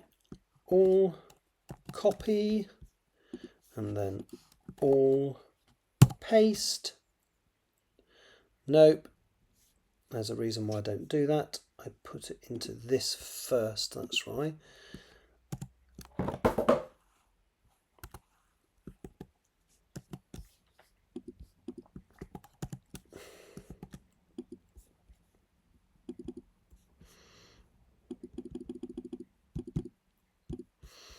Okay.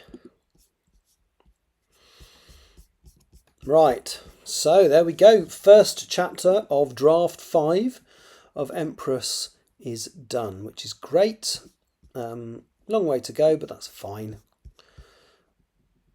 Actually, it's not that. It's compared to previous stuff. It's not that bad at all. Come on. Why won't that go into there? You Daft thing.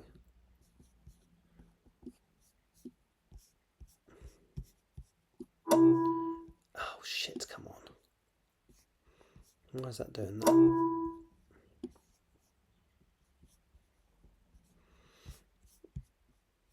Okay, you're annoying me now, you silly operating system. Oh, where's that just bloody gone? Oh, has it gone into the edited folder where I wanted it? No. Where's it frigging gone then? Oh, there.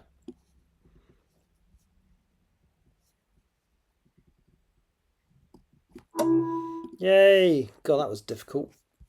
Right. So, what I'm going to do now, hopefully, is play you an interview I did for launch day of the person I've just been speaking to, Bow Street Society. She launched her latest book on the 28th of February. It is the 7th book in the Bow Street Society series, and it is called The Case of the Fatal Flaw. What I'm going to do now is play you the interview that I recorded on that day. So the next bit won't be live, and then I'll come back at the end and say good. I'll probably record the podcast and say goodbye. So here, for anybody who is interested, is an interview I did a little while ago with my friend T.G. Campbell about her marvellous book. So enjoy. Hello, it's Friday the 28th of February 2025, and today is the release day of the 7th book in the Bow Street Society series, and I'm here talking to the author of the book today, the lovely T.G. Campbell. Tani, how are you? I'm fine, thank you much. How are you? Yeah, good stuff actually. A little bit jet lagged. I'm recording this a couple of days in advance. I won't pretend I'm not. And yes, quite tired. But yeah, so book number 7. I Wow. know. I can't believe it. It's already book number 7. Yeah, because you're. Is it a secret to say how many at the moment you're planning, or? No, you can say yes. So it's at the moment it is planned to be 10 books in the series. Excellent. So that's quite a 70% of the way there. That's quite a significant moment, isn't it? Yeah. So for somebody who doesn't know, because I talk about it on my podcast quite a lot, tell me about what the Bow Street Society is. So in a nutshell, so the Bow Street Society is a group of amateur detectives. They live and operate in Victorian London in 1896, 1897. And basically each member of society has a normal job as well as being a detective. So there's an architect, doctor, illusionist, artist, and they use their skills and knowledge from the ordinary jobs to investigate and solve the cases that are assigned to them by scientist clerk Miss Rebecca Trent. So depending on what case they get commissioned to investigate, depends on who she assigns. It depends on what skills and knowledge is needed. So it's fair to say you've basically got a bit of a rotating cast of characters, and not everybody appears in every book. Yeah, exactly. Yeah. So how long did it take you? Did you create all the characters first, or because I mean, there's not all the characters are in the first book, for example. No. So when you created the first book, did you know that characters like Lady Alston and the others are introduced in book 2? Had you already planned them, or were they created specifically for that book? So Lady Alston and Miss Agnes Webster, her secretary, were actually created specifically for the second book, the case of Leslie Lushington, because so that focuses on Oxford Street and department stores, and she is a fashion journalist, so that's her speciality. And the same with so in book 3, the spectral shot, Mr. Callahan Skinner, who is the guns expert, he again was created specifically for that book, as well as Mr. Virgil Verity, who is a spiritualist and retired school teacher. So very much sort of, as much as Miss Trent sort of sees who she's got in her collection, I have sort of created people and assigned them in my own mind for each different case, the different characters. That's brilliant. And that's still going on, because we've got a relatively new character that started, well, it might have been in book 5, and I'm struggling to remember the name, but the gentleman who might be working in more than one direction at the same time. Remind me of him. So it's Dr. Neil Colbert. So he is actually the resident physician at Bethlehem Hospital, so basically the asylum, also colloquially known as Bedlam, but he also has an interest in physiognomy, which is like the truth of the face and how the face can sort of tell you something about a personality. So he's sort of got interest in that. But so that's the basis that he's assigned as a member to the British Society, to see basically if you could tell someone's lying just by how their face sits and that sort of thing. But I say, yeah, he very much is playing both sides of the battlefield, shall we say. So it's known to the reader, not necessarily known to the society members, that he is also working secretly for the Metropolitan Police as like a little mole in their group. It's very, very interesting stuff. Now, this is book 7. This one is called The Curse of the Fatal Flaw. The case of the fatal flaw, yeah. The case of the fatal flaw. The curse, the curse, because it's book 7. It's like, when will it end? So, what can you tell us about the story in this particular book? So each of the British Society books do tend to have a theme. So say like the second one had department stores, Spectral had like spiritualism. This one centres very much around a theatre, so a fictional theatre in the West End in London, and sort of the microcosm of society that is found in that theatre, and somebody within that theatre company is brutally murdered, and the society have to be called in basically to investigate because somebody else with the theatre is basically blamed for that death. So they hire the society to investigate, basically clear their names, so they can go back to work in the theatre. Excellent stuff. And this one's been quite a while in the writing, hasn't it? Yeah, so it's been actually about 2 years since I released The Case of Puga's Ploy, which was the boxer one, that was book 6. And this one, partly because I also was planning to book 7, 8 and 9 as well, to do the series Bible, and also doing the research, a lot of research. But this is actually the longest in the series. So the actual print paperback copy is over 600 pages long. So it's quite a bit of a beast of a book. And when I was writing it, I didn't realise it was going to be as long, but because it's not just the mystery, it's also the character subplots that are developing. It's quite a major incident and development happens to one of the key characters in this book. So all that sort of research and build up to that obviously has to take place throughout the book. So, but normally I try to release a book a year. So I normally try to release the main book in the series and also a short story collection per year. So I'm sort of moving back towards that schedule now. Excellent. Right. Now, I was lucky enough to be one of the beta readers for this book. In fact, I think is this the third one I've done? I think it's the third one I've done for you. So, and I do mention you in my podcast quite a lot. So would you like to explain how we know each other? Yeah, so I remember it's a place in Waterstones called Cafe W. So I started going there because there's actually a group in Milton Keynes where I live, which originally started with National Novel Writing Month, just a group of writers who would meet up just to sort of share their love of writing and to read each other's stuff, and just basically just generally socialise. And I remember sitting there, one of the other writers there, and Andrew came in. He's like, "Hello," and he's like, "I've not been here before," and got chatting, didn't we, about sort of our books. And I remember you ordered The Curious Client there and then, and also our other friend's book as well. And it just sort of went from there, really, didn't it? It was just one of those chance meetings, as they say, that I think it was fate. And you have actually genuinely influenced my writing process. So you mentioned NaNoWriMo there. And the way they encourage you to do your writing is to do the whole first draft and then edit it. And I have to say, it nearly killed me, because whilst the first draft is a joy to write, the second draft, which is basically a massive tidy up usually, is just hell. So I'd love you to talk me through your writing process, and I've mentioned in my podcast a few times that you have influenced it, because I have changed my model of writing. So tell us about how you do your writing.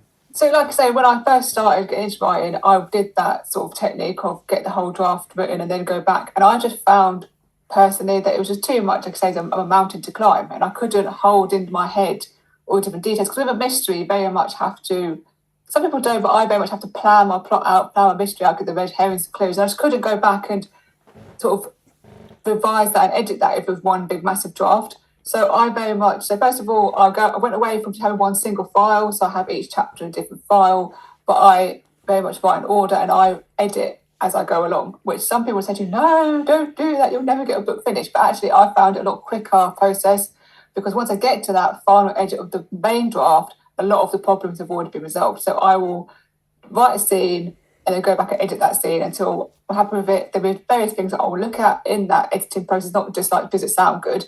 Like stuff like consistency, character motivation, character actions, anything to clues, obviously descriptions generally, like locations and research and things. And it's so much easier to have that bit of a more targeted edited approach, because you just look at that one section rather than thinking, I've got like 200,000 words to hold in my head while I'm writing it, while I'm editing it, sorry.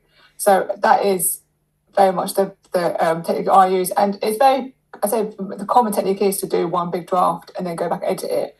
And people are quite surprised when I always say, when I edit as I go along, and they say, well, how many books have you written? And they think I'm going to say, oh, I'm still in the same book for like 5 years. Like, oh, no, I'm on now book 7. They're like, oh, okay. So I do that sort of, it's going against the stereotype of somebody who edits as go along. It's just a bit of a, what's the word? They take too much time. Procrastinator. It's a procrastinator, and they don't really know what they're doing, and they just that's why you shouldn't do editing as you go along. But I think once you get more confident in your own writing style and what your own vision is, you can edit as you go along because you've got more of that experience and knowledge of what you're looking for. Yeah, I mean, that's the model that I've adopted. So when I started, the first 2 books I wrote were entirely the first way, and I hated the editing process on both of them, particularly the second draft. And what I found now is, well, I've been writing the book, I'm nearly finished now, for on and off, not consistently, for about 5 or 6 years. And I decided when I came back to it, after a very long gap, to switch to a similar model. So what I actually did was edited all of the chapters up till that point, and now I'm literally on a write edit model. I think so. You almost edit scenes as you go, don't you? I do scenes, rather than chapters. I do, because I normally have 3 or 4 scenes in one chapter.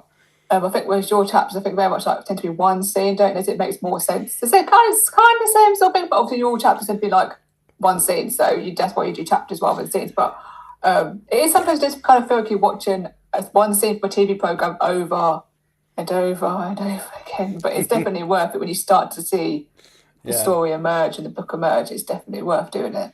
Yeah, I mean, I've so literally, I think I wrote the first 31 chapters of Empress of the Trees the original way, and then I had to edit them all to get to the point. And then when I picked it up and continued, I've been doing exactly the same as you: write, edit, and I think it's probably the only reason I'm going to get this thing finished, because if I'd done it the other way, it's enormous. It's a lot bigger than anything I've written before.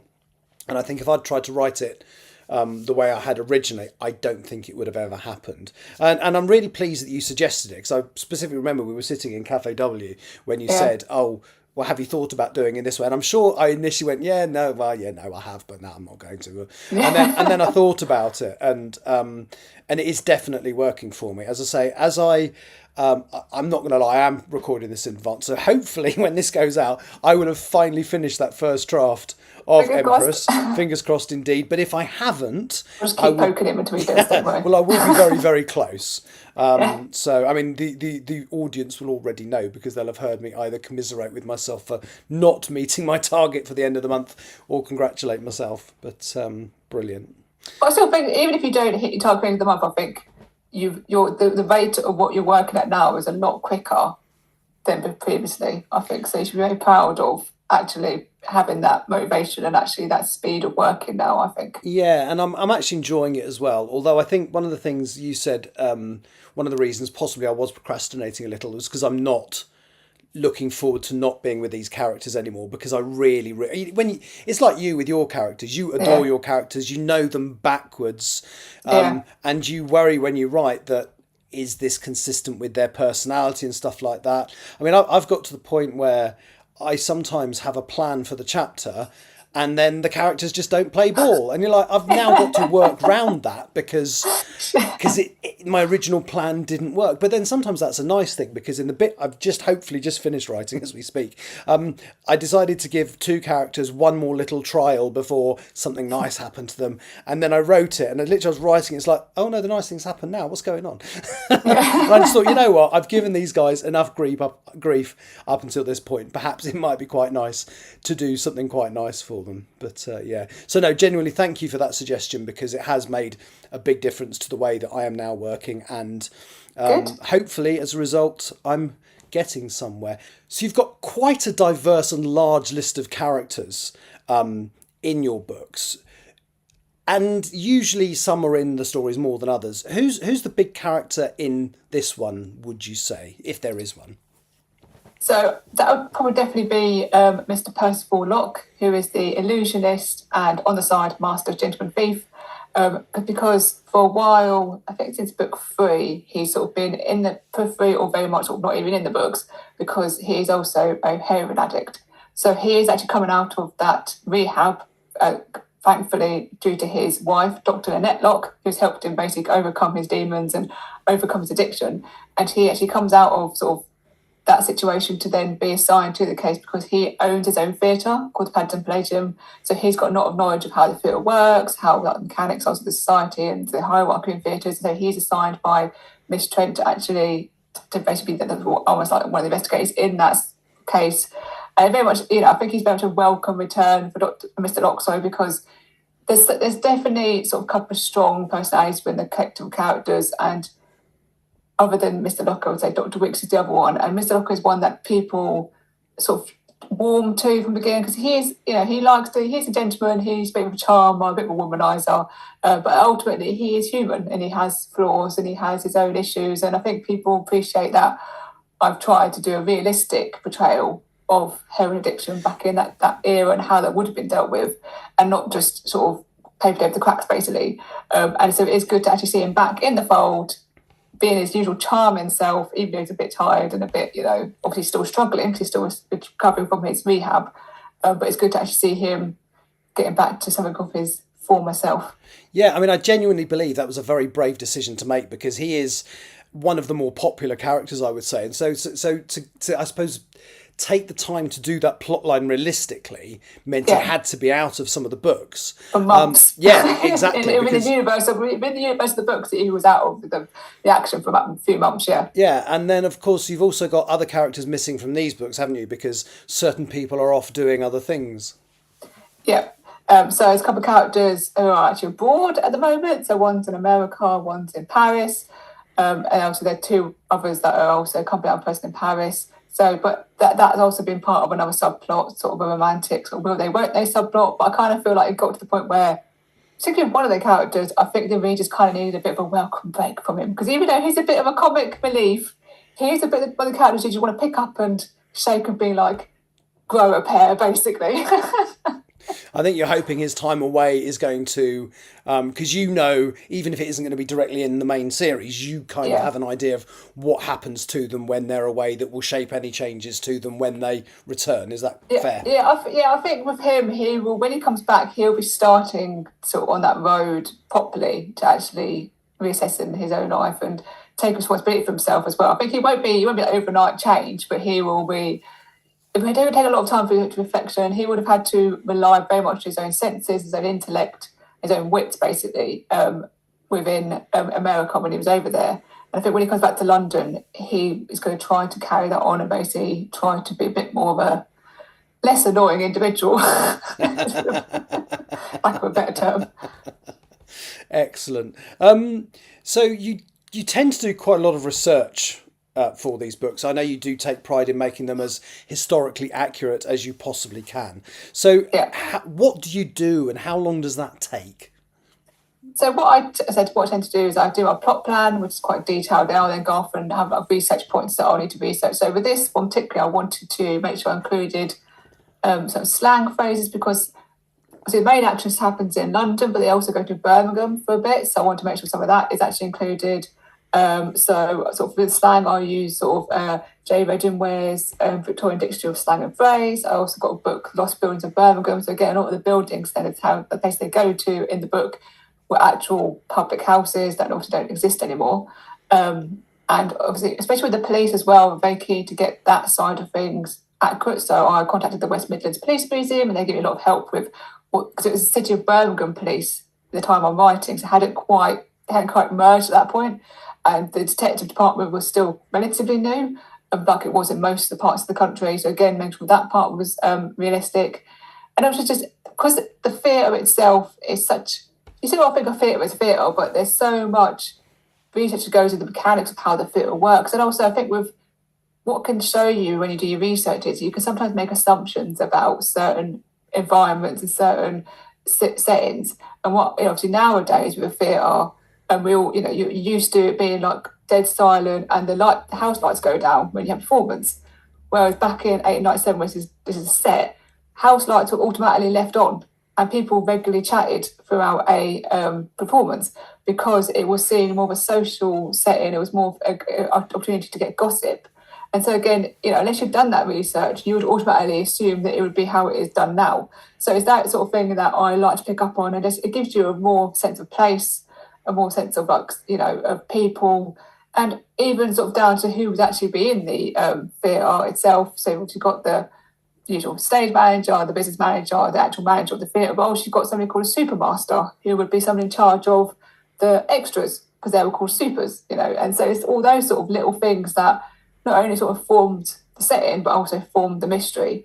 And yeah, so I do. Yeah, it could be a bit of a rabbit hole, because you can sort of start from one thing and there's something else. Before you know it, 5 hours have gone past. You've got no writing, but you've got a lot of research. So Well, I think I remember when you were writing, and I think it was book 5. You were looking at how disciplinary boards worked.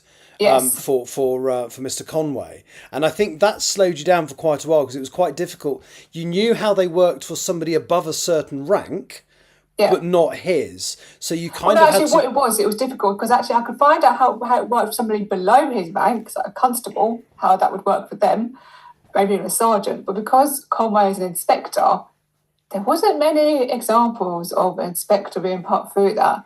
Does anything really didn't happen though? It's just where, not necessarily any records of it. And talking to the Metropolitan Police Heritage Centre curator, and also talking to former Metropolitan Police officers, it's good to get that sort of insight. But very much what I had to go based upon was just books written and published by former police officers that were published in like the 1930s. That's the closest I could get to that era.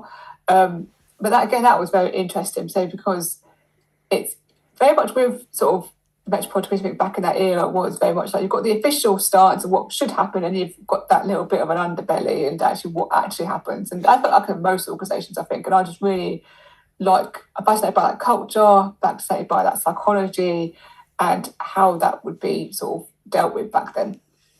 It is. It's really interesting. As I remember you telling me all about that particular. I obviously got it the wrong way around, because my memory was that it was the senior officers that they. But yeah, I thought that was really, really interesting. I remember at the time.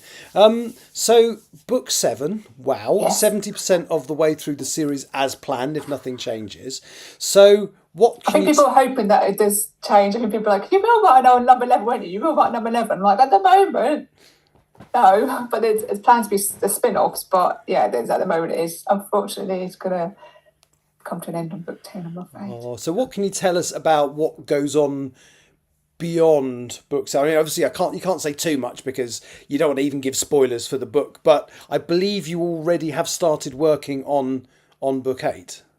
Yes, so book 8 plot plan basically is done now. I'm now in the stage of doing the research. As you know, though, the plot plan, the actual final book, it really looks like the plot plan, but at least the plot plan gives me a starting point. And so very much sort of like from book 1 to book 5, that like Maxwell plot line was building, so they come to like a crescendo in Maxwell murder. There's things that I've started in book 7, which people won't necessarily have noticed, which are going to now develop further in book 8, which will then all lead on to book 9. So the last half of the series very much is all interconnected. So it is very much, we're now getting more, into the detail of sort of the characters and sort of the main plot arc, the conspiracy that's developing at a pace. And so sort of things that, that have been going on for a bit of a while, they will start to pay off now in book 8. There's going to be a couple of resolved plot lines, dramatic revelations, and yeah, not necessarily everybody's going to come out at the end of the series, I'm afraid. Oh, now you're going to have me speculating as to who the poor unfortunates might be. But I won't. I'll try not to think about that too hard. Yeah, I think it's amazing how consistent the series is. I have to say, you were talking about the conspiracy storyline, kind of the under. Yeah. I love that. As I've said to you on many occasions before, I'm not a massive fan of the murder mysteries. I do enjoy yours, but it was actually that understory that got me into the rest of it. So I think it's genius, I have to say. I think, you're maintaining the mystery and the interest very well. But as a reader, at some point there's going to be an SHIT hits the fan moment. Yeah, so just to explain, so that conspiracy plot line, people don't know. So at the very end of the very first book, Miss Trent has been meeting throughout the book a mysterious gentleman with a bowler hat and a pipe. And the very end, one of the last lines of the book is he's revealed to be Chief Inspector Richard Jones of Scotland Yard.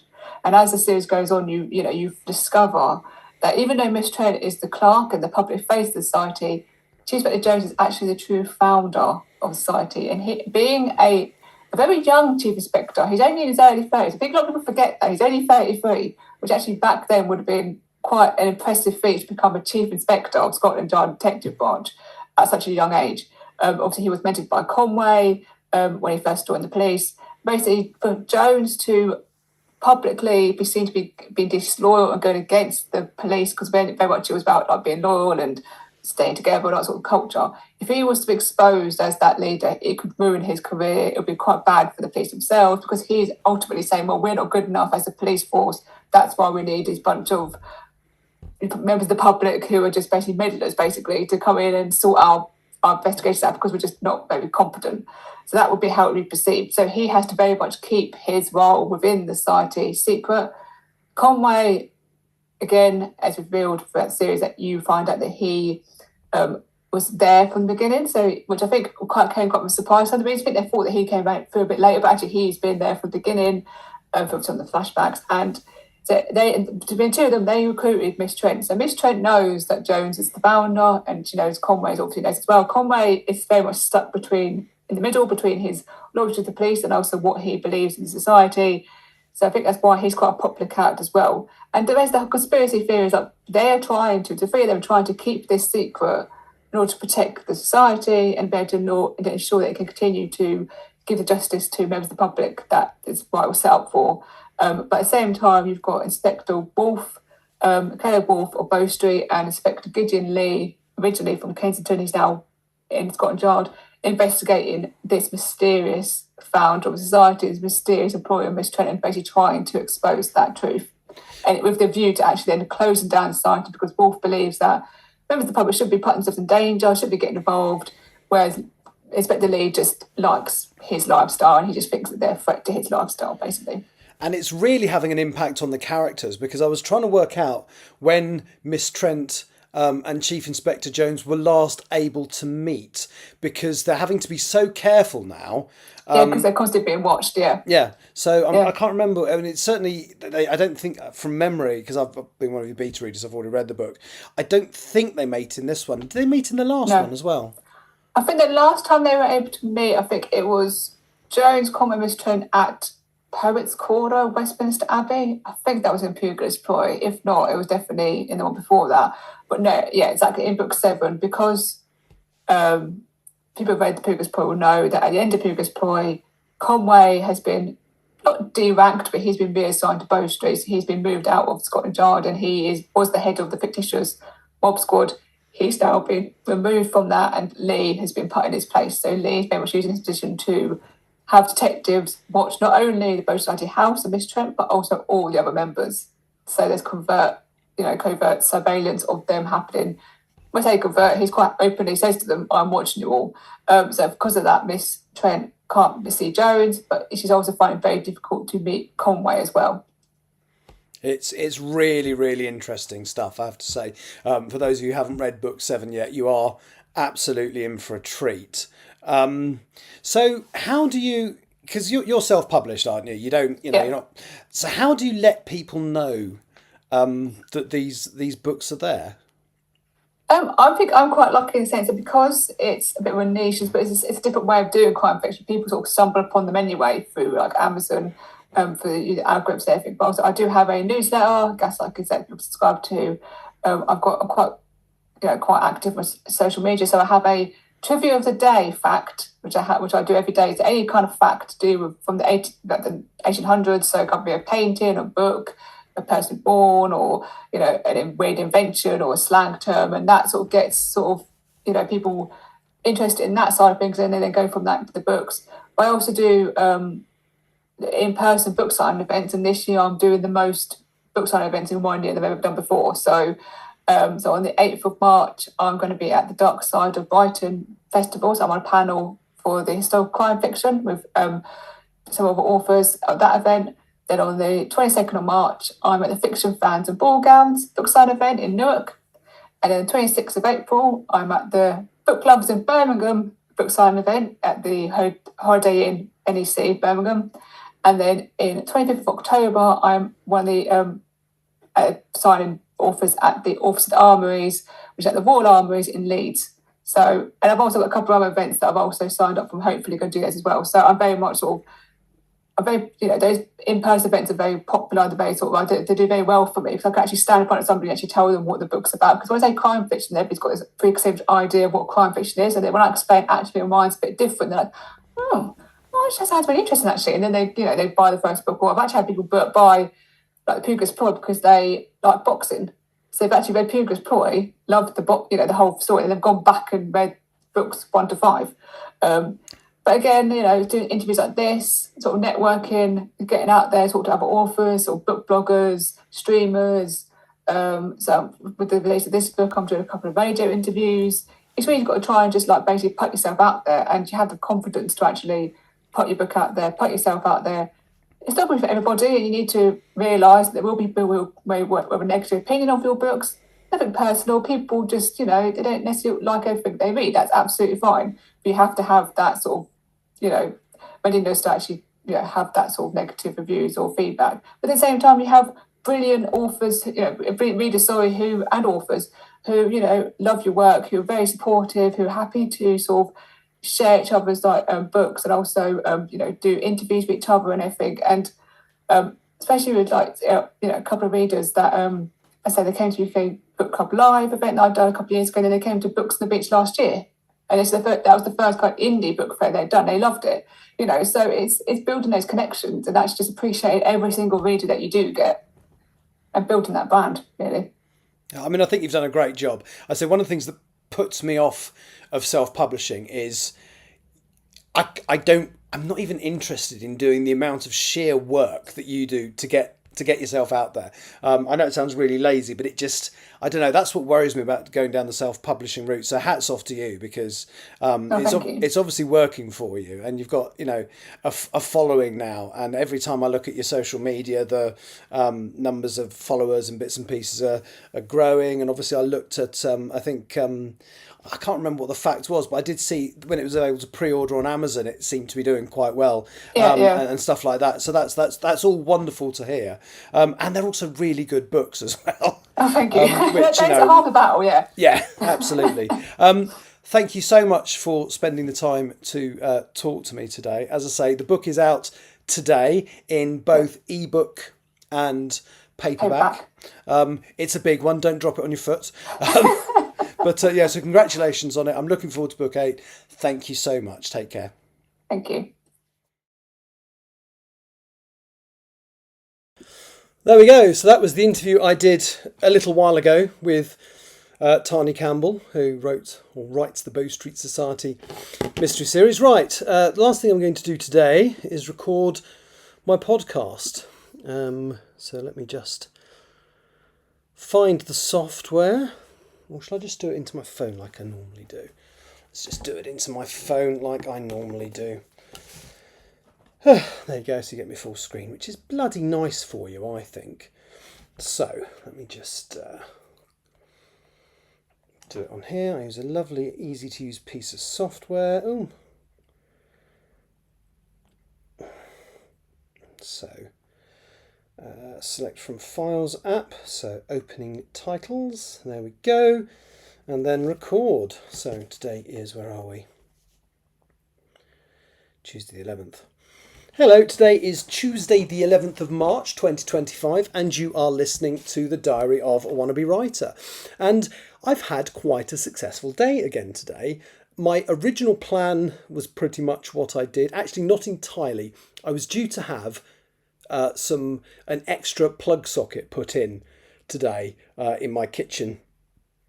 I won't go into the details. Well, I will go into the details actually. The moron that fitted a socket for my washing machine decided to put it right underneath a pipe that leaked. So I think it's actually illegal to put electricity sockets where he put it anyway. So it caused me a problem. So I had to get a new washing machine. I don't think it was due to that. I think the washing machine needed replacing anyway. But just in case the problem was due to that, I don't want to wreck my brand new washing machine. So I need to have another socket put in where it's not going to get dripped on. And I contacted somebody who's an emergency electrician, and I suddenly realised yesterday that because although I wasn't using them for an emergency situation, they were going to charge me the emergency tariff, you know, the 70 quid just to call out, and then 100 quid an hour for anything they did on top of that, plus materials. And I kind of realised last night that that was a total bloody rip-off. So I phoned up last night, because it's a 24-hour service, and cancelled them. So I've found a local electrician who'll come down and do it for probably half the price they would have done. I'm going to contact him later. And the other thing I decided to do today was my bathroom. I've been thinking about doing it up for absolutely ages. Well, I have started. So I had some blinds put up in the bathroom a few weeks ago, and I liked the colour, and I decided to basically paint the walls a variation on that same colour. So what I was hoping to do was walk into one of those DIY places where you say, this is the colour I want, but I wanted a few shades lighter than that. And that's when they told me, no, we don't really do that. We do colour matching, but we can't change it afterwards. However, over there is literally all the colours that we have available. Why don't you find the colour that most closely matches your blind, and then choose the lighter version from the ones on the wall? So I did that, and actually the colour I found was identical to the window blind that I had. He gave me a couple of extra slats. It was literally identical, so it was then very easy to select the colour that was a lighter version of that. So I've got that for the walls. I've also decided, so I've got a radiator, like a towel rail, but it also makes the room marvellously warm. But it's kind of, it's a bit rusty. So I've decided to paint it with radiator paint. But again, I got slightly off white in the same sort of colour band as the blinds and now the wall, and I'm going to do the same with the ceiling. So the only bit that's actually going to be fully white will be the skirting board and the door.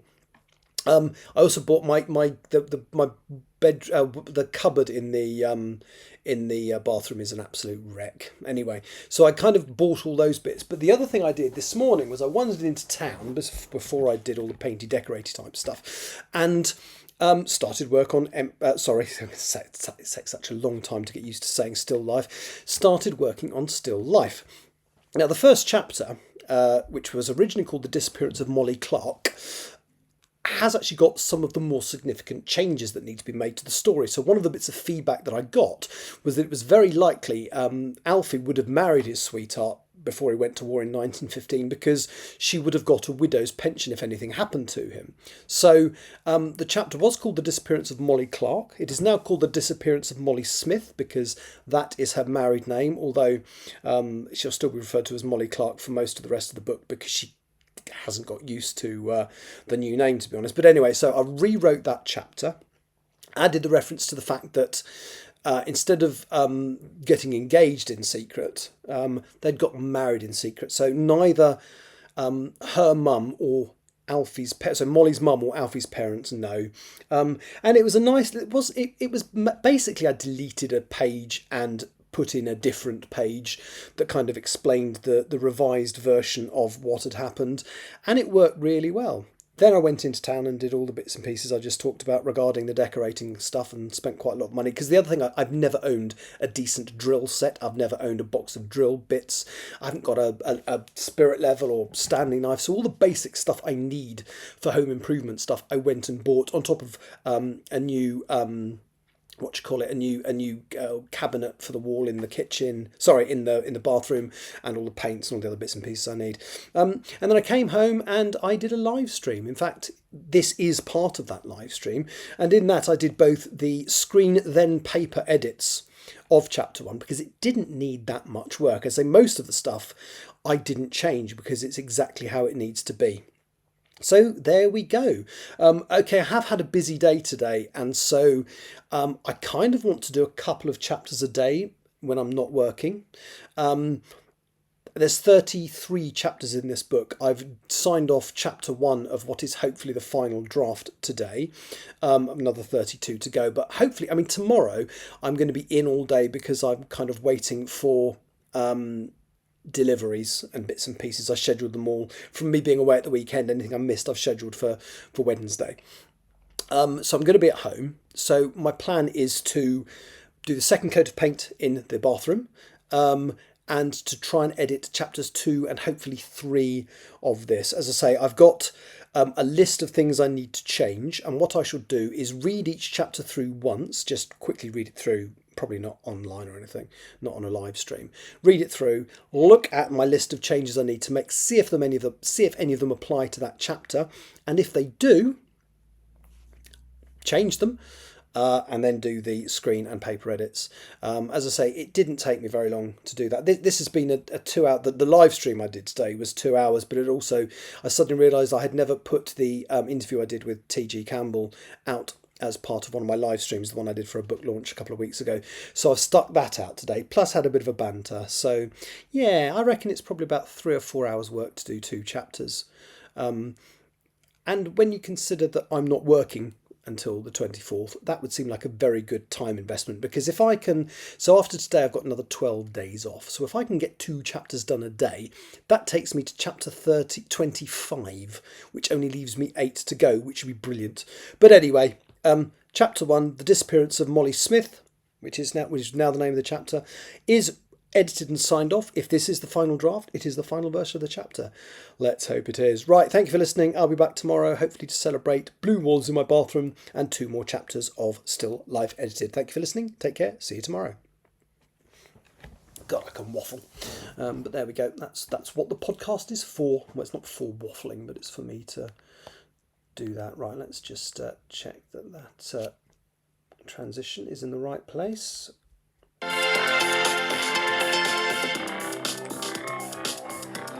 Hello, today is Tuesday the 11th of March 2020. Yep, that's perfect. And then I just need to add in the closing credits, which is that file there. Lovely. This is all on my phone. It's so easy to do. Drag it to the right place on the waveform. Zoom in and make sure again I get the transition right, which I will listen to. Oh, that's not quite right yet, but that's why I haven't saved it. Splendid, let's just play that back. I'll be back tomorrow, hopefully to celebrate blue walls in my bathroom and 2 more chapters of Still Life Edited. Thank you for listening. Take care. See you tomorrow. You have been listening to the Diary of... Perfect. So we will save that, or mix it down, sorry. So that creates one file from the 3 elements that I've just put in. So the opening credits, the closing credits, and the 7 minutes of waffle in the middle. Export. Now I always save the file name as just today's date. So 11:03:25, save. That's done. And then I go into another piece of software, which is Spotify for Creators. It used to be called something else. Something FM, can't remember. And I literally go to the podcast list. So 63, so this will be episode 63.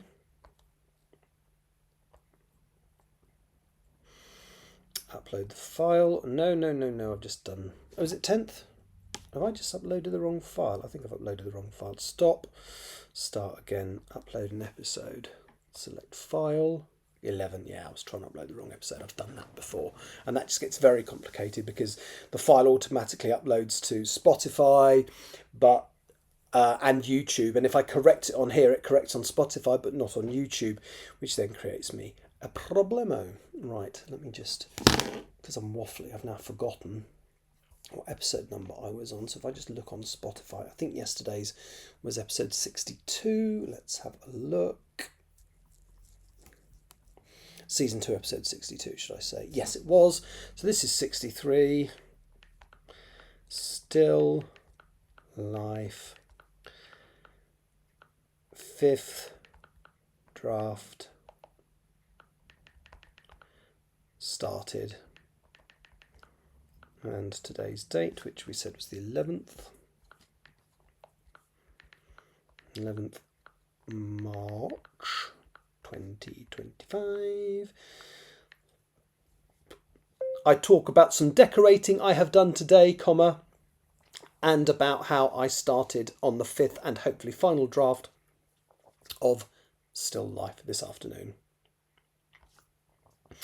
It never gives the book title capital letters because it doesn't know it's a book title, I suppose. And I like to put it in inverted commas. Still loof. Still life. Still life. There we go. I took... turn the microphone off. It was dictating. Then right, I'll talk about some decorating I've done today, and about how I started on the 5th and hopefully final draft of Still Life this afternoon. Done. Right, so change the artwork because I try and each year do a different piece of artwork. So that's done. So that's yes, that's right. It's season 2, episode 63. Done. Back, go into it to make sure it's saved correctly. Yes, it did. So everything there is done. So publish. There we go. Podcast is up. That's me done for today, I think. I will be back at some point, probably tomorrow, hopefully to do a little bit more work on Still Life. God. It seems so weird not saying Empress because I've been doing that for such a long time. But yeah, a bit more work on Still Life, hopefully to sign off the next 2 chapters. Thank you for watching. I'll be back at some point tomorrow. Take care. Where's the closing credits? There they are. Bye-bye.